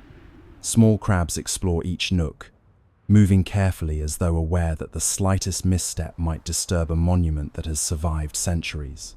You step over fragments of skull, imagining the enormity of jaw muscles that once powered feeding frenzies beneath tides. The air hums faintly, carrying a ghostly memory of currents and water brushing against these bones. Vibrations you can feel in your chest if you pause and breathe deeply. Giants gone, stories drawn, and as you step back to view the full expanse of skeletons, the scale is staggering. Miles of bones, arches, and vertebrae, a silent testament to life, adaptation, and the absurdity of being suddenly exposed to air. The giants rest now in quiet dignity, a landscape of memory, poetry, and improbable beauty, waiting for eyes patient enough to wander slowly, observe carefully, and imagine fully the rhythms of life that once thrived beneath the ocean's cradle. Salt deposits, left behind by evaporation, stretch in bright geometric patterns. Crystals sparkle like starlight, reminding us that even water leaves a fingerprint. Let's wander slowly across these vast flats, toes sinking slightly into fine, gritty salt that crunches softly beneath your feet. The sunlight glints sharply off crystalline ridges, dazzling your eyes with scattered sparkles like tiny stars embedded in a desert. The air is dry, warm, and tinged with a faint metallic scent, a ghost of ocean water lingering where waves once moved freely. Small crustaceans scuttle carefully across ridges, leaving faint trails that mark their journey in the geometric expanse. The scale is immense. Every pattern, every line, every polygon hints at the slow, patient work of evaporation, tides and currents, shaping a landscape now stripped bare. You can almost imagine the water returning, flowing in ephemeral rivulets, lifting crystals into brief motion before retreating, leaving patterns just as intricate but frozen in time. Crystals glitter, flats twitter. The salt underfoot is surprisingly tactile, granular yet sharp at edges, like crushed sugar or tiny glass shards. You notice faint depressions, areas where water once pooled and dried slowly, leaving subtle concave patterns in the landscape. These tiny indentations catch light differently, producing shimmering highlights that shift as your gaze moves, creating a delicate, constantly changing mosaic. You step lightly across the surface, careful not to crush fragile crystals that glint faintly in sunlight, scattering miniature rainbows across the flats. Crabs pause mid-scuttle, antennae twitching, as if performing a cautious inspection of a glittering city of shards. Geometric lines, horizon shines. From a distance, the salt flats stretch endlessly, a lattice of polygons, diamonds, and irregular patterns that seem both natural and absurdly deliberate. You can almost see currents of the past etched into these surfaces, guiding the flow of water across the flats before it evaporated. Tiny shells embedded here and there glint faintly, caught in crystalline matrices like frozen confetti. The patterns themselves evoke faintly mathematical rhythms, reminding you that nature, in its patient absurdity, can produce geometry more precise than human hands could ever achieve. Crystals sharp, sun bright. You crouch to examine a small mound of salt, noticing subtle layering within each crystal, faint concentric rings like the growth lines of a tree. The texture is dry, rough, yet almost fragile, like a delicate sculpture left to bake in the sunday. Tiny ridges and micro cracks catch sunlight differently, creating shifting shadows that suggest movement even in stillness. You imagine tiny organisms evolving strategies to survive on these flats, extracting moisture from air, burrowing beneath the surface, or hitching rides on the occasional breeze. The flats are quiet, yet full of potential, a landscape defined by absence and memory. Shadows shift, patterns lift. The sunlight moves slowly across the flats, elongating geometric shapes into distorted versions of themselves. You notice faint wind-blown ripples in the sand mixed with salt, mimicking microcurrents from the days when water still flowed. Crustaceans scuttle along ridges, antennae quivering, leaving ephemeral traces that contrast with the timeless salt formations. Tiny reflections dance across crystal faces, giving the illusion of movement in an otherwise static landscape. The air tastes faintly of metallic salt and sun-baked minerals, grounding you in this transformed environment while your mind imagines currents flowing invisibly across the plains. Evaporation etched, life sketched. Across the flats, occasional depressions collect traces of water after rare rainfall, tiny pools reflecting the sky and creating miniature mirrors. You step carefully around them, noticing how the patterns continue seamlessly into these temporary oases, like geometric puzzles, briefly animated, Small crustaceans investigate these pools cautiously, treating them as sacred resources in a sun-drenched expanse. You can almost hear the faint echo of waves in memory, rushing softly over flats now crystallized and dry. Mirrored surfaces, wind courses. The plains extend endlessly, crystalline patterns interwoven with fossilized debris from life that once thrived here. Tiny shells glint like scattered gems, mineral fragments sparkle faintly, and subtle ridges tell the story of water's slow retreat over eons. You step lightly, leaving faint footprints that vanish almost immediately under tiny dust clouds stirred by wind. The scale is humbling, each geometric pattern a testament to water's quiet artistry, patience, and subtle absurdity in shaping the world. Patterns vast, flats cast, and as you pause to take in the full panorama, the salt flats of the former seas stretch endlessly, reflecting sunlight in dazzling, ever-changing mosaics. Even in absence, water's fingerprints remain, etched in crystals, sand, and mineral debris. The landscape hums quietly in memory, inviting you to wander, observe, and imagine the tides, currents, and life that once flowed through these vast, glittering plains, a testament to the poetry, patience, and absurd beauty of nature. Gentle winds carry fine sand and coral dust across exposed plains. Breathing it in, you feel the sea in your lungs, a reminder of what was and what could return. Let's wander slowly as the breeze brushes past, lifting tiny particles of coral and sand into miniature whirlwinds that dance across the flat plains. The dust is fine and light, clinging gently to your skin, settling into the curves of your shoes and the folds of your clothes. The air smells faintly of salt, minerals, and sun-baked coral, carrying a hint of the ocean that once shaped this landscape. You notice small crabs scuttling across ridges, antennae twitching as the wind shifts patterns in the sand beneath them.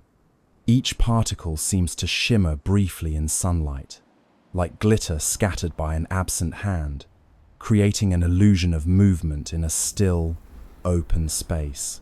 Dust twirls. Sunlight swirls.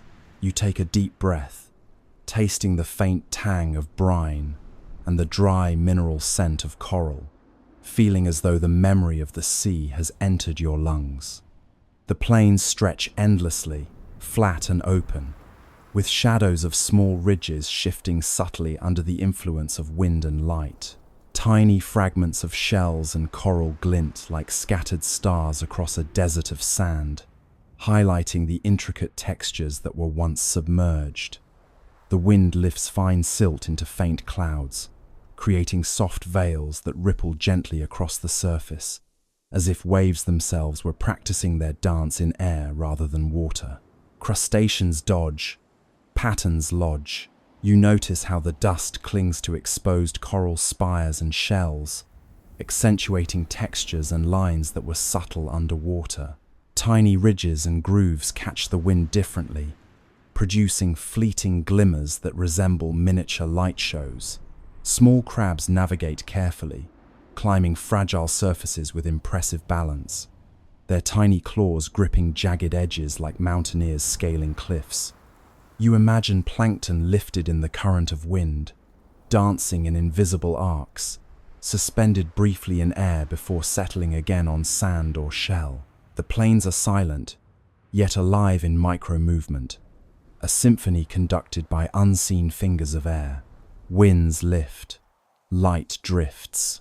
You walk slowly across the plains, observing how the dust swirls around your feet, tracing ephemeral trails in patterns that mimic miniature ocean currents. Tiny shards of coral sparkle faintly in the sunlight, glinting like precious stones scattered across an empty canvas. The air is warm, dry, and carries faint mineral tangs. creating the strange sensation of breathing in a ghost of water itself. The plains stretch farther than the eye can see, uninterrupted except for ridges, debris, and occasional crustaceans scuttling across, leaving new ephemeral traces atop older patterns left by wind or animal movement. Coral dust, air thrust. A gentle breeze carries clouds of fine coral powder across the plains, swirling and eddying around small rock formations and ridges. You notice faint patterns forming in the drifting dust, delicate spirals, and lines that resemble the signature of invisible currents. Tiny crabs pause mid-scuttle, antennae twitching as they navigate the shifting terrain. You imagine the ocean returning briefly, carrying coral fragments along with it, creating miniature tidal dances, only now translated into air rather than water. Sunlight catches every particle, making them glimmer briefly before settling, a slow ballet performed by gravity and wind. Particles float, planes note. You pause to breathe again, tasting the subtle saltiness in the air, feeling the fine coral dust settle on your skin like tiny kisses from the sea. Shadows shift across ridges and shell fragments, creating subtle illusions of movement in an otherwise static landscape. The dust sparkles in shifting sunlight, highlighting textures previously unnoticed, and you imagine life adapting to these conditions, suspended between memory and air, learning to navigate a world suddenly exposed. Small crustaceans dart across ridges, leaving delicate lines that will vanish with the next gust. Tiny ephemeral hieroglyphs on a canvas of sand. Air hums, memory drums. The plains stretch endlessly, flat, glittering faintly with scattered shell fragments and coral dust. Tiny ridges and grooves hint at the passage of water long gone, and the wind animates them briefly, creating gentle ripples that mimic old currents. You feel both small and connected, inhaling the faint memory of the ocean and exhaling it back into the still air. The dance of dust is hypnotic, slow, and meditative, echoing the rhythms of waves, tides, and currents that have shaped this land for millennia. Dust drifts, plains lift, and as you stand still, letting the wind carry fine sand and coral dust around you, you realize that even in absence, the ocean leaves traces of motion, rhythm, and life. Every particle, every glimmer, every subtle swirl is a reminder of tides, currents, and the enduring poetry of water shaping the world. The coral dust winds whisper softly to anyone patient enough to watch, breathe, and imagine, carrying memory of a vanished sea across plains, now still yet vibrantly alive in imagination. Canyons that once channeled currents and nutrients now gape wide, silent, and dry. What secrets of evolution are etched into their walls? Let's walk slowly along the edges of these yawning chasms, toes sinking into sand and silt that still carries faint traces of salt and mineral-rich currents long vanished. The walls rise abruptly on either side, jagged, layered, and strangely elegant, like natural cathedrals carved by patient hands of water over eons. Tiny crabs scuttle along ledges, moving cautiously over sharp rocks and fossilized debris, leaving intricate trails in fine sand. The air smells faintly metallic and earthy, mixed with a whisper of brine, like the memory of currents brushing against stone. You notice the texture of the canyon floor, granular, uneven, and subtly rippled by currents that sculpted it over millennia, now frozen in dry stillness. Walls steep, shadows deep. Looking down into the gaping canyon, the scale is staggering. Faint layers of sediment hint at ancient flows, buried plankton, and the remains of creatures that once navigated these underwater highways. The walls display subtle grooves, etched by currents so persistent and powerful they could move small mountains over time. Sunlight spills over edges, illuminating ridges and crevices, casting shifting shadows across fossilized channels. You imagine tiny fish or plankton suspended in the past, drifting along invisible highways, guided by currents that have now vanished. Layers old, stories told. You step carefully along a narrow ledge, feeling subtle vibrations beneath your boots, like echoes of long-gone water brushing against rock. The canyon walls are pitted and porous, dotted with tiny holes and depressions that once served as habitats for microorganisms and crustaceans. Crabs explore these nooks, antennae twitching, as if inspecting the architecture of a world built for life under immense pressure. Sunlight highlights subtle color variations in the rock, pale tans, muted ochres, and faint mineral veins, each marking a different epoch of water flow. Canyons vast, secrets cast.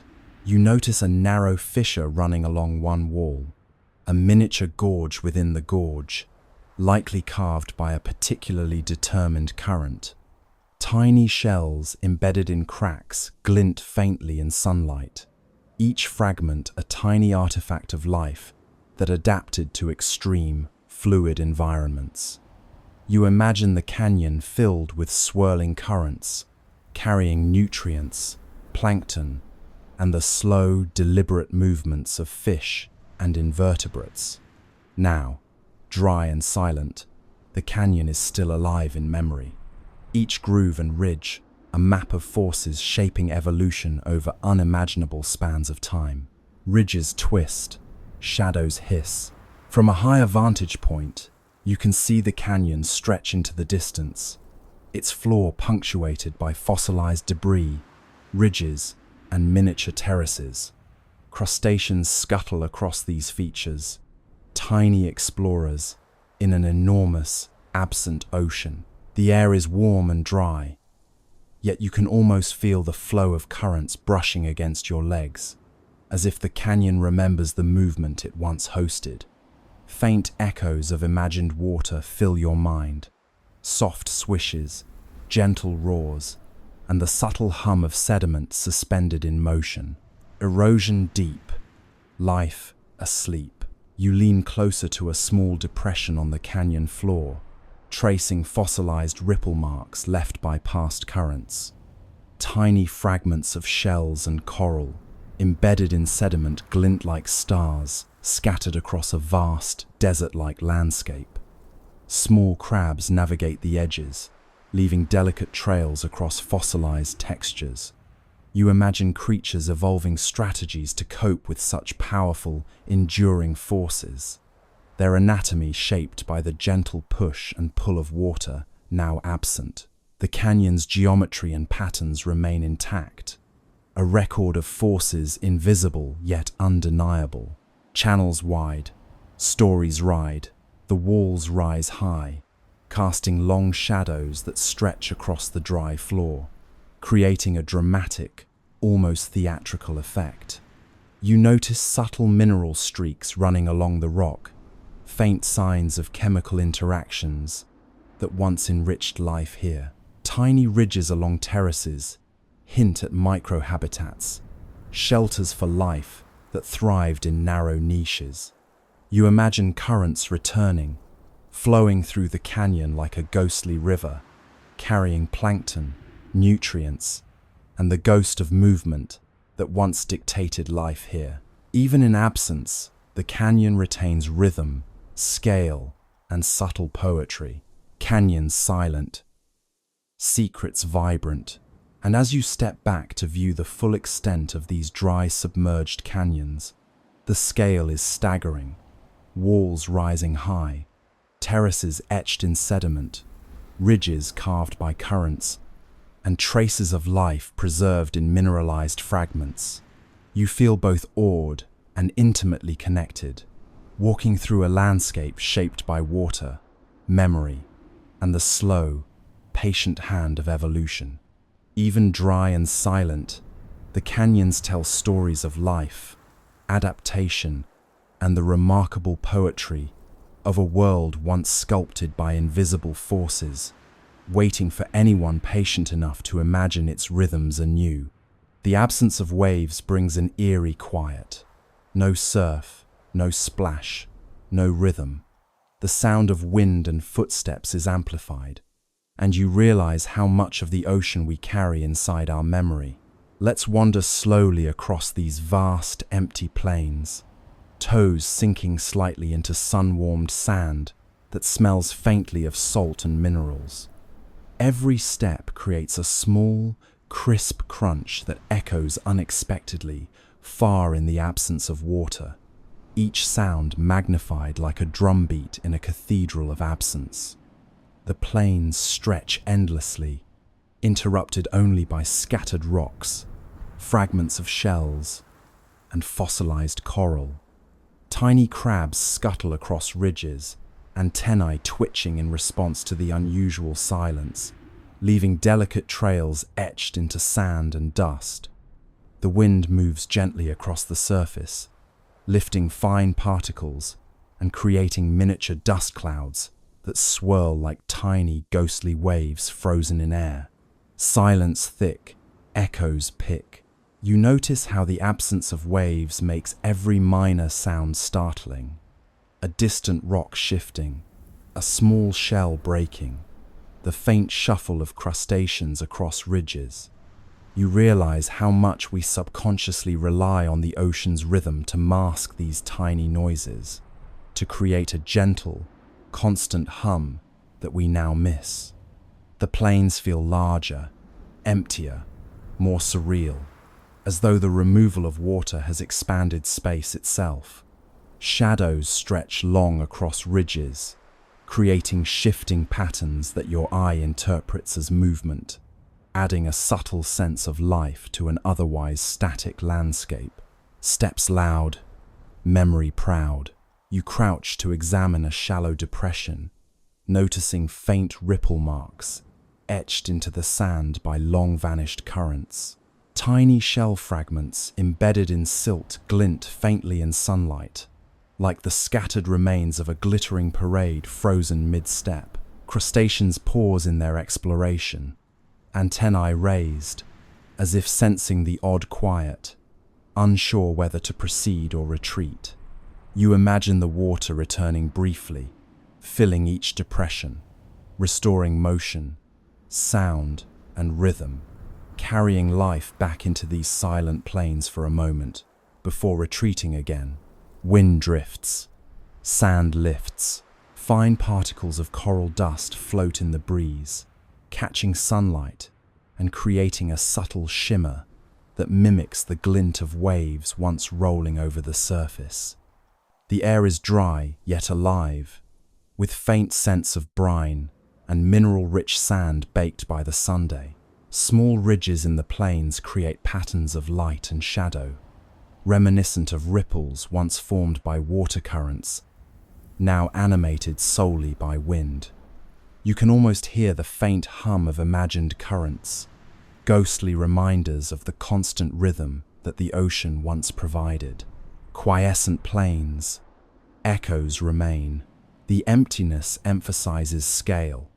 Ridges, dunes, terraces, and fossilized coral stretch farther than the eye can follow. Tiny crabs scuttle cautiously across ridges, their shadows flickering with sunlight and movement. You imagine birds soaring low over the plains, calling out in the silent air, their cries stretching unnaturally across distances that water once dampened. The subtle patterns of sediment, shells, and salt glint faintly, reflecting the sun in miniature constellations. Even in the absence of water, the plains are alive in memory, each grain carrying faint traces of rhythm, movement, and life. Dust swirls, memory curls. You step lightly along a sun-warmed ridge, feeling the surface shift underfoot, a tactile reminder of tides, currents, and invisible forces shaping the landscape over millennia. Tiny ridges, grooves, and depressions tell stories of water once moving here, creating subtle channels for organisms, sediment, and nutrients. Crustaceans scuttle over these traces, leaving new ephemeral marks atop old patterns, a delicate layering of time and movement.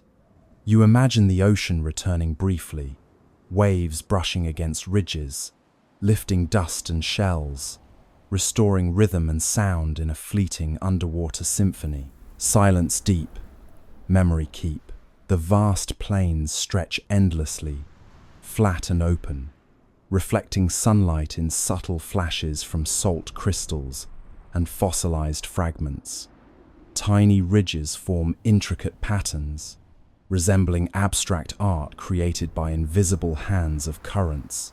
The wind shifts, moving fine dust across depressions, temporarily animating the landscape like a slow, gentle dance. You feel the absence keenly, realizing how much of the ocean we carry in memory. The sound of waves, the rhythm of tides, the subtle pulse of currents beneath the skin. And in the mind, air hums, planes drum, and as you pause to take in the full expanse, the silence itself becomes a presence, vast, eerie, and profound. The plains, ridges, and fossilized debris form a subtle orchestra, each element telling a story of absence, adaptation, and memory. Even without water, the rhythm of the ocean persists in thought, imagination, and subtle vibrations beneath your feet, a reminder of the delicate poetry of a world once cradled by tides, now preserved in quiet reflection and patient observation. Fields of tiny skeletons, once floating endlessly, now lie compressed. They tell the slow story of growth, death, and the pulse of oceans long gone. Let's wander slowly across these plains, toes sinking slightly into fine, sun-warmed sediment that carries the faint scent of salt and minerals. Each step presses against thousands of tiny skeletons, delicate remnants of organisms too small to see individually, yet collectively forming vast fields of fossilized life. The texture is powdery yet slightly coarse, grains shifting beneath your feet, like a sea frozen mid-wave. Tiny crabs scuttle along ridges and depressions, moving with careful precision, their claws tapping softly on the compacted remnants of plankton that once drifted effortlessly with ocean currents. Sunlight catches faint traces of calcium carbonate, glinting like miniature stars across a vast, still landscape. Skeletons small, plains tall. You notice patterns in the fields, subtle ripples and arcs frozen in sediment, the faint fingerprints of currents that once carried these tiny life forms across oceans. Tiny shells embedded in compacted layers sparkle faintly, reflecting sunlight like scattered diamonds. The plains stretch endlessly, their scale overwhelming, yet the details intimate. Each skeleton, a testament to life, adapted to the invisible, ceaseless rhythm of tides.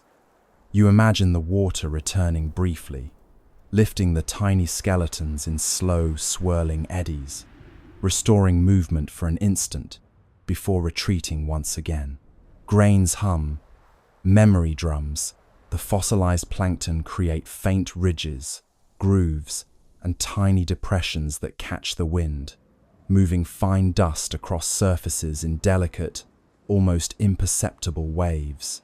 You notice subtle color variations, pale whites, soft creams, and faint grays, interspersed with occasional mineral specks, giving the impression of a monochromatic sea frozen in time. Crustaceans pause mid-scuttle, antennae twitching as they navigate a landscape built entirely from remnants of invisible life.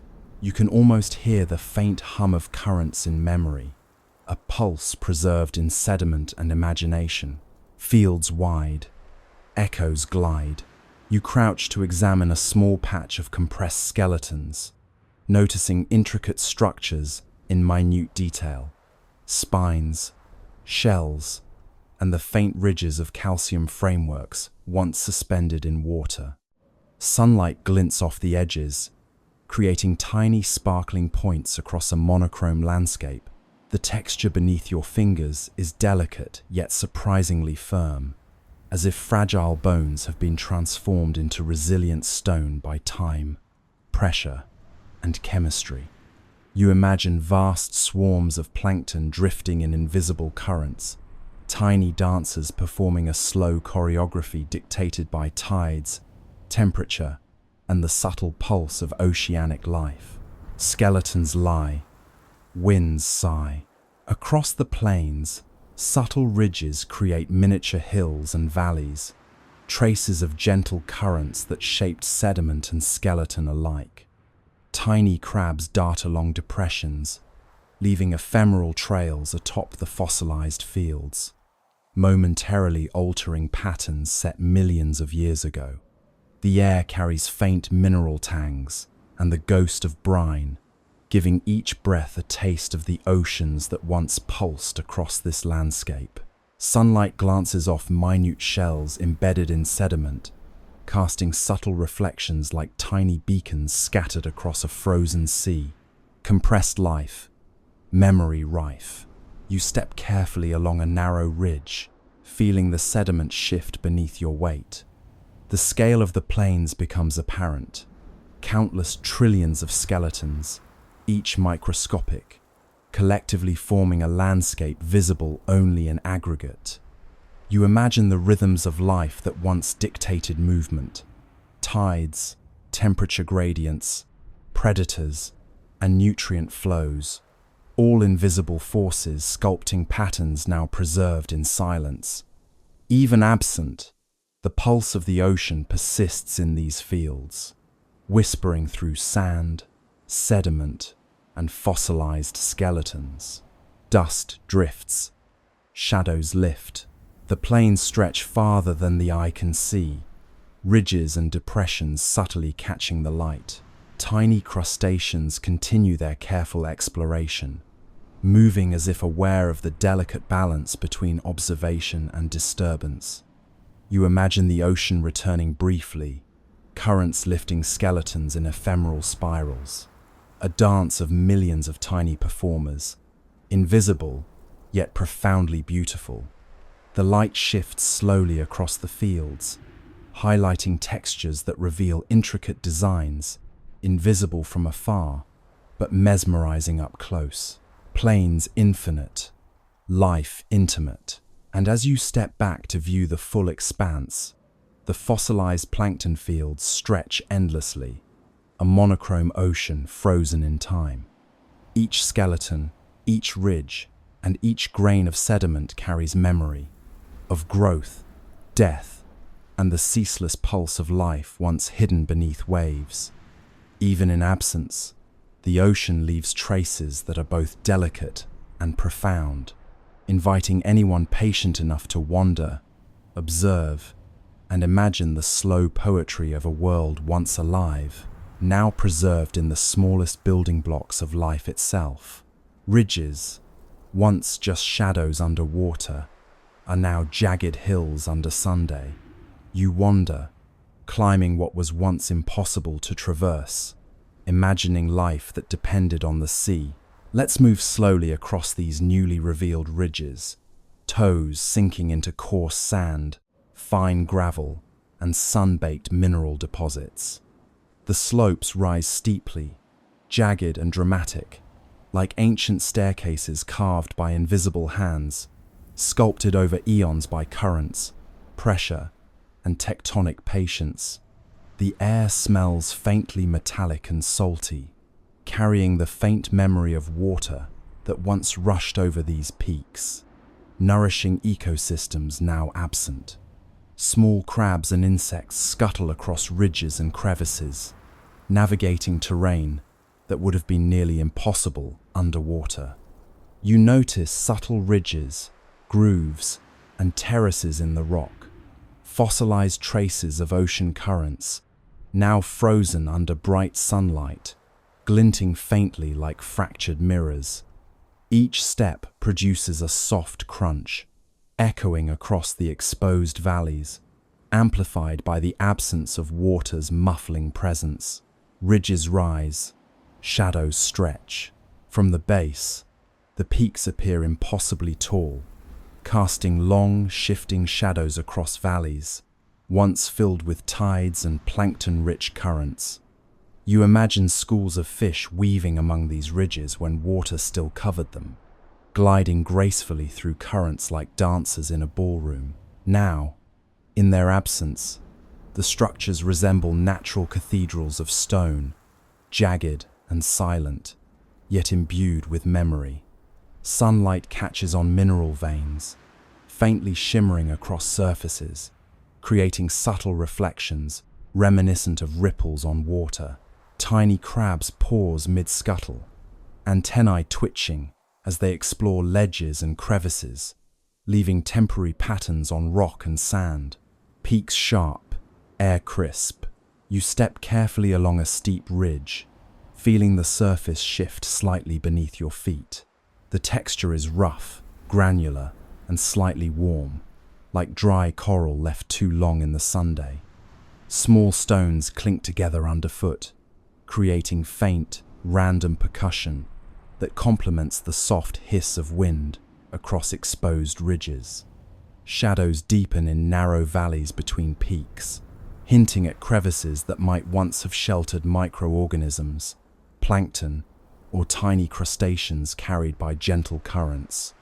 You can almost imagine water returning, filling channels, lifting sediments, and animating life once dependent on this hidden topography. Contours twist, memories persist.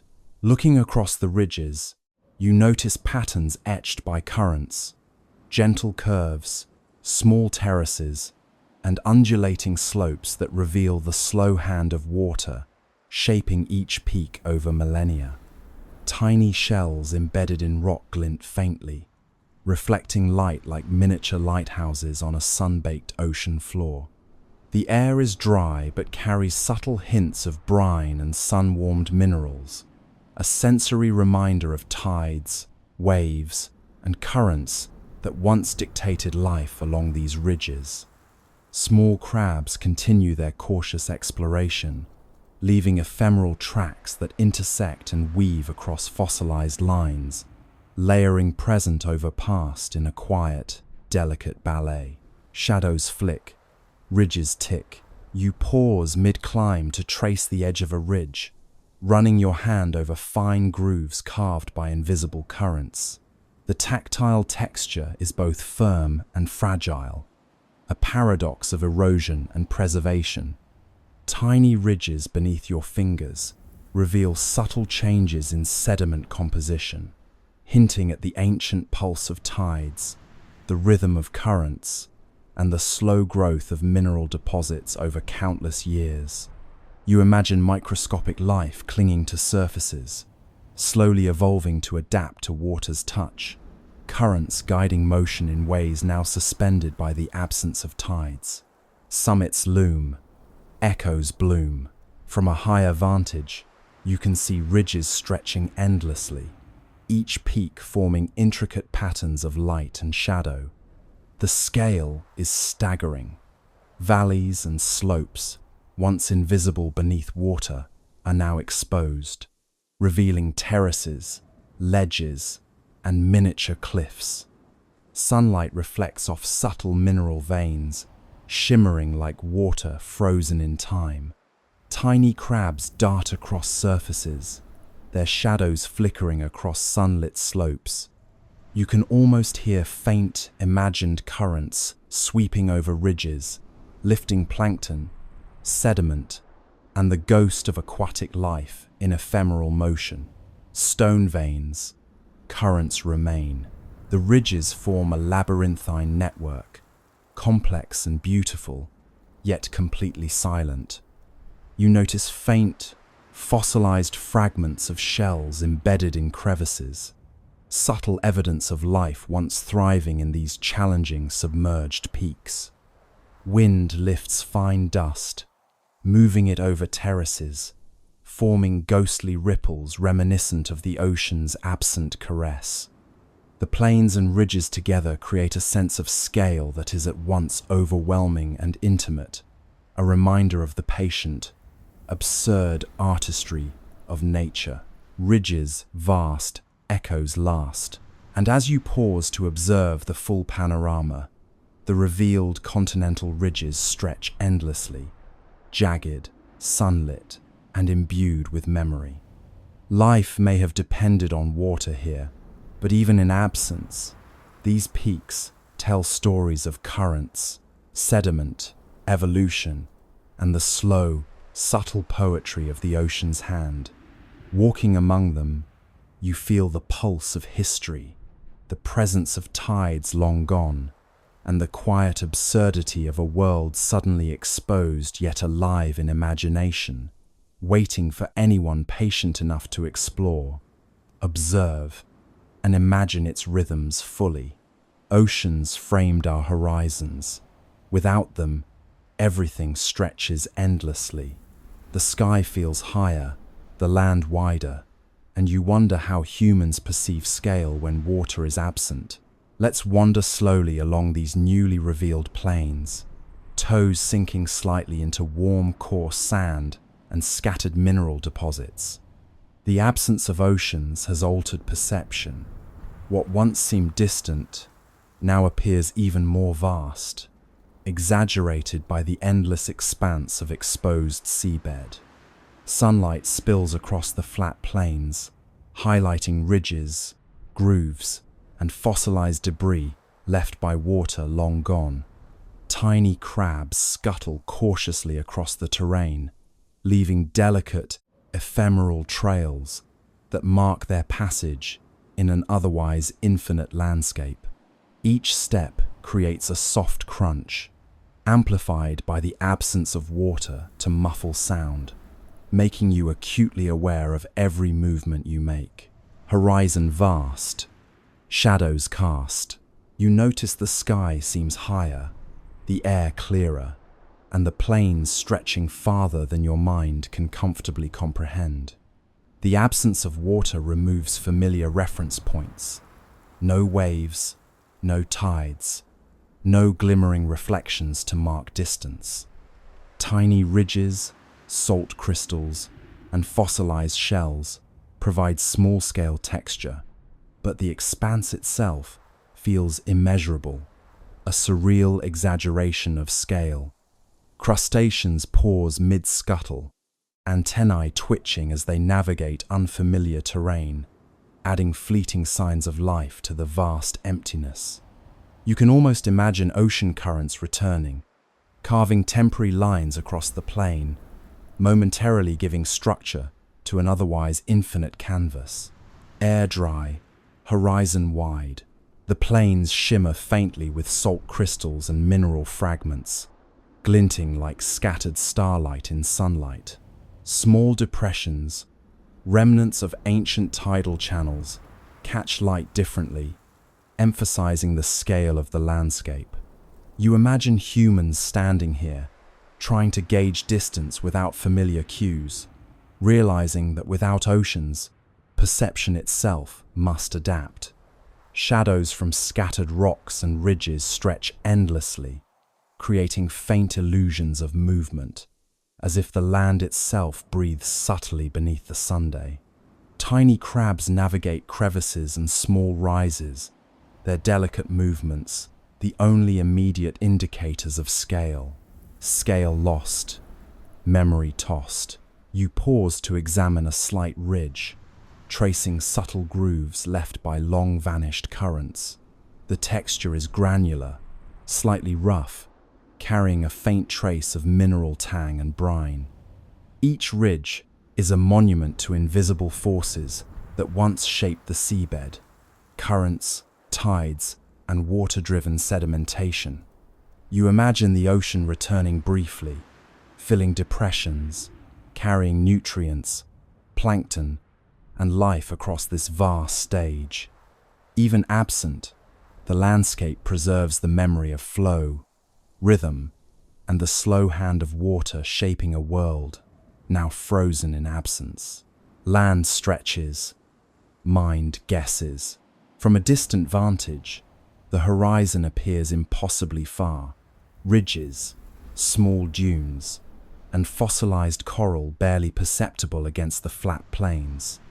Sunlight reflects off scattered shell fragments, creating tiny points of brilliance that mimic waves, even in the complete absence of water. Crustaceans continue their careful exploration, antennae flicking as they navigate minor obstacles across the otherwise infinite surface. The air is dry but carries subtle scents of salt and baked mineral, a sensory reminder of water's persistent legacy even when it has vanished entirely. Echoes faint, plains paint. You step lightly across the flat terrain, noting the patterns in sand and sediment. Small ridges, faint grooves, and depressions forming geometric patterns created over millennia. The plains themselves feel like an enormous canvas, painted by invisible hands of tides and currents that no longer flow. Tiny shells embedded in sediment glint faintly, casting delicate reflections that change with the sun's movement, adding dynamic detail to an otherwise static landscape. You imagine life adapting here, birds flying lower to inspect newly exposed surfaces, crabs navigating ridges, tiny plants extracting rare moisture from air, and the echoes of currents preserved in memory. Vast, empty, mind steady. The absence of oceans emphasizes scale in a way that is both humbling and absurd. You notice subtle variations in texture and color: pale sand, mineral streaks, fossil fragments, and glinting salt. Tiny crustaceans continue to move, their patterns momentarily breaking the monotony, yet the expanse dwarfs all visible life. You can almost feel currents in your imagination, flowing gently across ridges, animating the plains with rhythm now absent, offering a subtle reminder of the ocean's invisible choreography. Horizon endless, perception bends, and as you pause to absorb the expanse, the vanishing horizons stretch endlessly before you, the sky higher, the land wider, and the sense of scale surreal. Water may be absent, but its influence lingers in sediment, ridges, and fossilized debris, shaping imagination, perception, and memory. The plains are alive in subtle ways, whispering stories of tides, currents, and life that adapted to rhythms now frozen. Walking slowly, observing carefully, you sense the delicate poetry of absence, the quiet absurdity of infinite space, and the lingering memory of a vanished ocean that continues to frame our imagination. And finally, we ask the softest question: what does it mean to survive when the oceans vanish? Life, human or otherwise, adapts or fails, and the earth waits, patient as ever, for the next tide, one that may never come. Let's linger slowly on this thought, toes sinking into sand and silt warmed by the sun, grains carrying faint memories of salt and brine. The plains stretch endlessly, empty, yet brimming with subtle traces of life that once relied on water's constant embrace. Tiny crabs scuttle across ridges and grooves, antennae twitching, leaving delicate trails atop fossilized sediment. Each step echoes softly, amplified by the absence of waves, reminding you of the sound the ocean once carried and now no longer masks. Small fragments of shells glint in sunlight, scattered like memories frozen mid-motion, each a reminder that even in absence, life's fingerprints remain. Life shifts, survival lifts. You notice the textures beneath your feet, subtle ridges, depressions, and miniature terraces that mark currents long gone. Tiny particles of coral dust swirl in gentle breezes, settling on sand and fossilized debris like confetti, marking survival against impossible odds. You imagine the ocean returning briefly, lifting plankton, sediments, and nutrients into ephemeral dances across the plains, bringing life momentarily back to an otherwise static landscape.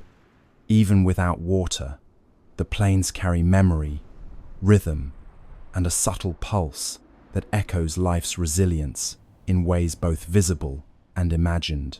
Echoes faint, creatures wait. Across ridges and shallow valleys, tiny crustaceans explore microhabitats, their small claws leaving temporary patterns on surfaces frozen for millennia. The plains are vast, yet intimate.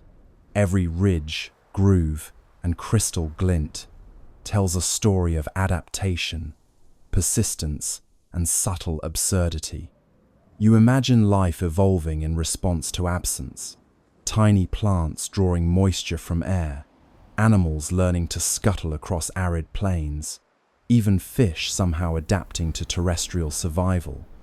The imagination fills gaps left by absent oceans, painting a landscape both alien and familiar, quiet yet alive in thought. Tides gone, patterns drawn. You pause to observe subtle features, depressions that once held water, ridges that guided currents, and fossilized skeletons, hinting at creatures once abundant here. Sunlight illuminates salt crystals and mineral veins, shimmering like scattered stars on a desolate canvas. The air carries faint traces of brine and minerals, a ghost of water lingering in every breath. Tiny crabs pause mid-step, antennae flicking as if listening for invisible waves, leaving traces that intersect with centuries-old patterns etched in sand. You imagine survival as a slow, patient rhythm, dictated by absence rather than abundance, adaptation rather than comfort.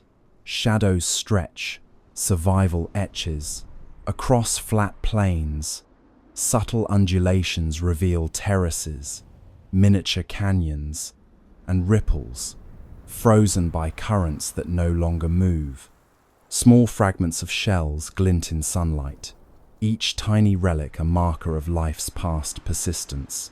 You notice the scale, miles of plains, ridges, fossilized debris, all silent yet rich with memory. Crustaceans and insects explore cautiously, tracing ephemeral trails atop the enduring architecture of survival. You imagine the first organisms encountering this sudden absence of water, tiny, fragile, yet endlessly creative in finding ways to endure, carve niches, and continue existence despite improbability. Memory hums, plains thrum, the plains stretch endlessly, textures subtle yet intricate, ridges, grooves, fossil fragments, and mineral deposits, all interwoven into a complex, silent symphony. Wind stirs fine dust and coral particles, lifting them into faint, swirling patterns across sun-warmed surfaces. You imagine currents briefly returning, lifting and suspending fragments of life, restoring movement and rhythm for fleeting moments. Even in absence, the pulse of survival persists in small creatures, sediment, and memory, echoing the persistent patience of Earth itself. Crustaceans scuttle, dust drifts. You step carefully along a ridge, observing how light shifts across subtle features, terraces, depressions, and small channels etched by forces invisible yet inexorably powerful. Tiny shells and mineral fragments glint faintly, reflections of life and adaptation suspended in absence. You imagine water returning, however briefly, to animate the plains, moving life and sediment in slow, rhythmic choreography that now exists only in imagination. Even without waves, Life endures in subtle, patient ways, surviving, adapting, and leaving traces for those observant enough to see. Earth waits, patience sings, and as you pause to take in the vastness of these exposed plains, the first question of survival becomes both profound and intimate. Life, human or otherwise, adapts or fails, yet the earth remains patient, indifferent yet attentive, waiting for the next tide that may never come. The plains, ridges, fossils, and dust are silent witnesses to endurance, reminding you that survival is less about immediate comfort and more about persistent creativity, subtle adaptation, and the poetry of life, enduring even in absence. You feel small, yet intimately connected, walking across a landscape of memory, adaptation, and quiet, enduring beauty, carried by imagination into the rhythm of a vanished ocean.